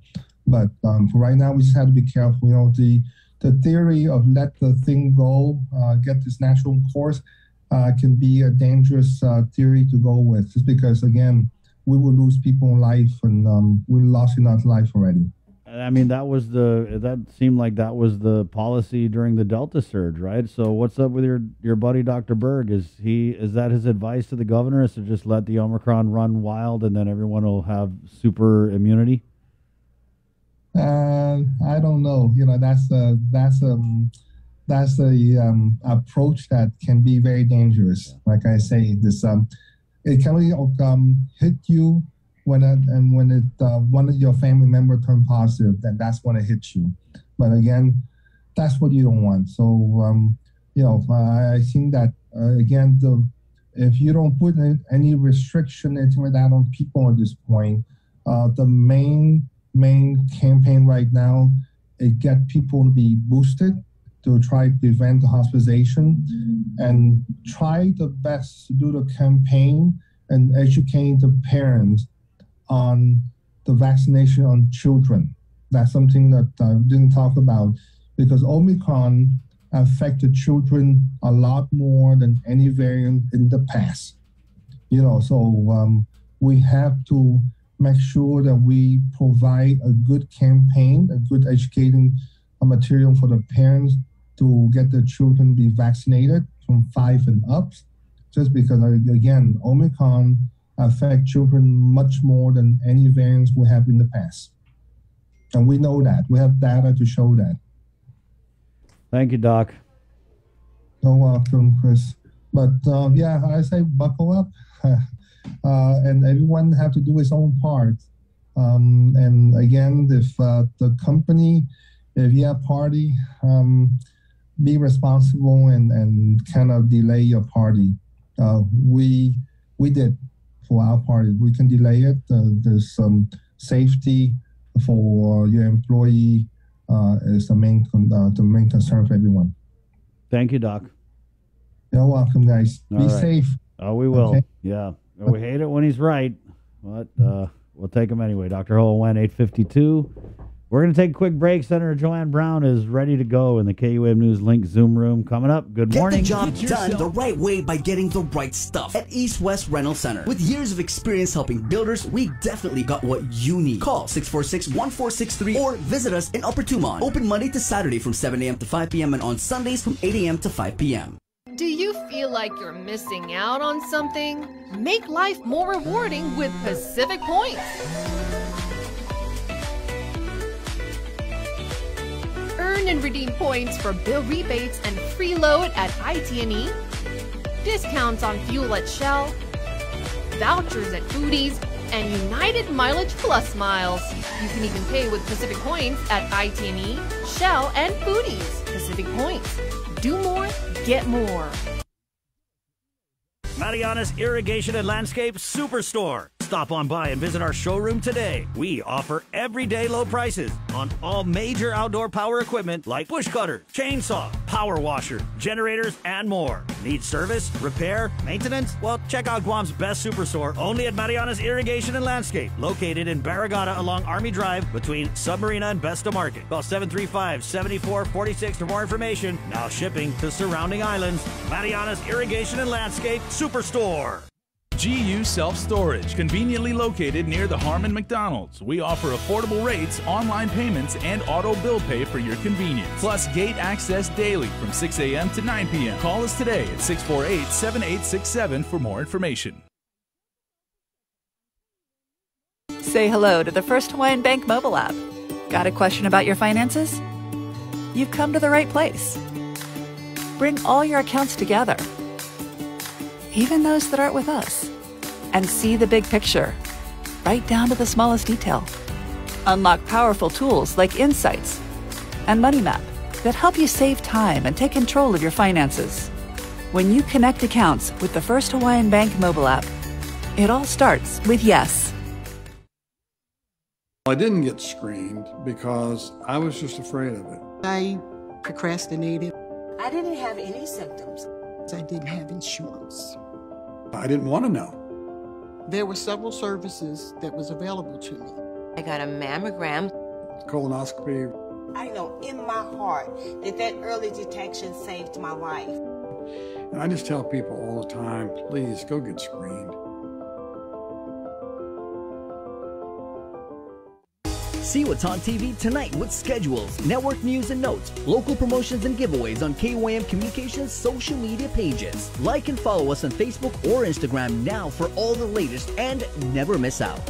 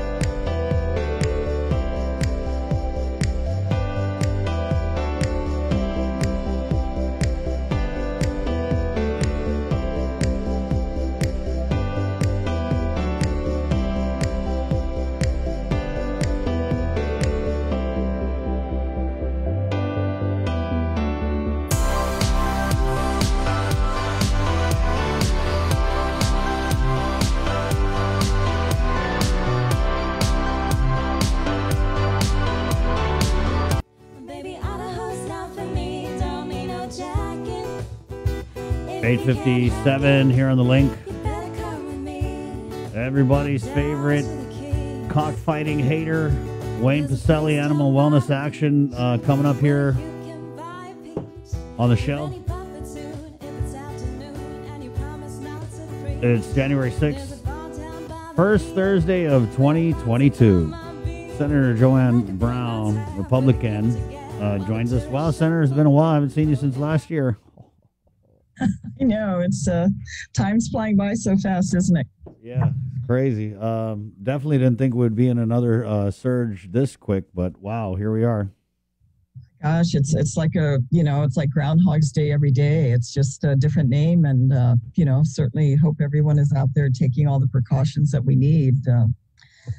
2 years later, and I hate to think we're heading into year 3 of this process. It's taxing after a while, just emotionally, everything else. Just this is all we see and talk about, and certainly feel for members of our community that have been affected by it, and those that have seriously suffered from it, and unfortunately have members of our community that we've lost. But we're always looking hopefully for an optimistic view in the new year, and hopefully at some point we'll really get our fingers and really on top of this, because while so many of us are vaccinated, that obviously is not the cure-all. But I guess we can just only do what we can do and try and stay as safe as we possibly can. I wanted to ask, when are you guys gonna have session? What's your take on this whole? So you guys lost your legal counsel, and what? Yeah, we received the notices last month in December of both of the legal counsels that were stepping down. So we're waiting to hear what direction the speaker will have. She did at the beginning of the term last year set out the agenda for the 2-year period of this term. So we'll see if that gets moved down as a result, or will they be able to get a counsel on board, who certainly has the expertise and experience to properly guide the questions, no doubt, that will be raised during session. So we certainly look forward to hearing what the direction is with regards to the legal counsel issue. What'd you hear, though? Why'd they resign? I don't know. I mean, one mentioned it was for personal reasons. Others, sent an email saying that they were looking forward to other opportunities, and understandable. I mean, both of these legal counsels are still fairly young in their legal careers, so I'm sure they have much to gain by expanding their horizons as well, and perhaps those opportunities may have been available for them, but I've had no direct dialogue with either one of them with regards to, any other reason why they may have stepped down. Do you think that you guys can have session without legal counsel? I think session will come to a screeching halt at some point rather quickly when a legal question gets raised. I mean, of course, the only attorney we have on our term is Speaker Terlahi, and she can't serve dual roles as, the presiding officer and the legal counsel. I think it's going to be advisable because questions do get raised every session. And I think in order to have a smoother session, a productive session, I think it's critical that counsel be available for reference or to respond to any questions members may have with regards to legislation that we may be reviewing. And I think it's in the better interest of our people to make sure when we are passing legislation that, it meets legal muster. Or passing legislation that has the hidden passages in it. That's what we're getting a lot of comments on, that the resignations were related to the clerical error that happened last year. Well, however, I don't know if that's directly the case, but however, it's going to be viewed, unfortunately, that's going to be a memorable moment of the 36th Guam legislature that, again, is not a common mistake that's been made in many, many legislatures prior to this one. So it's not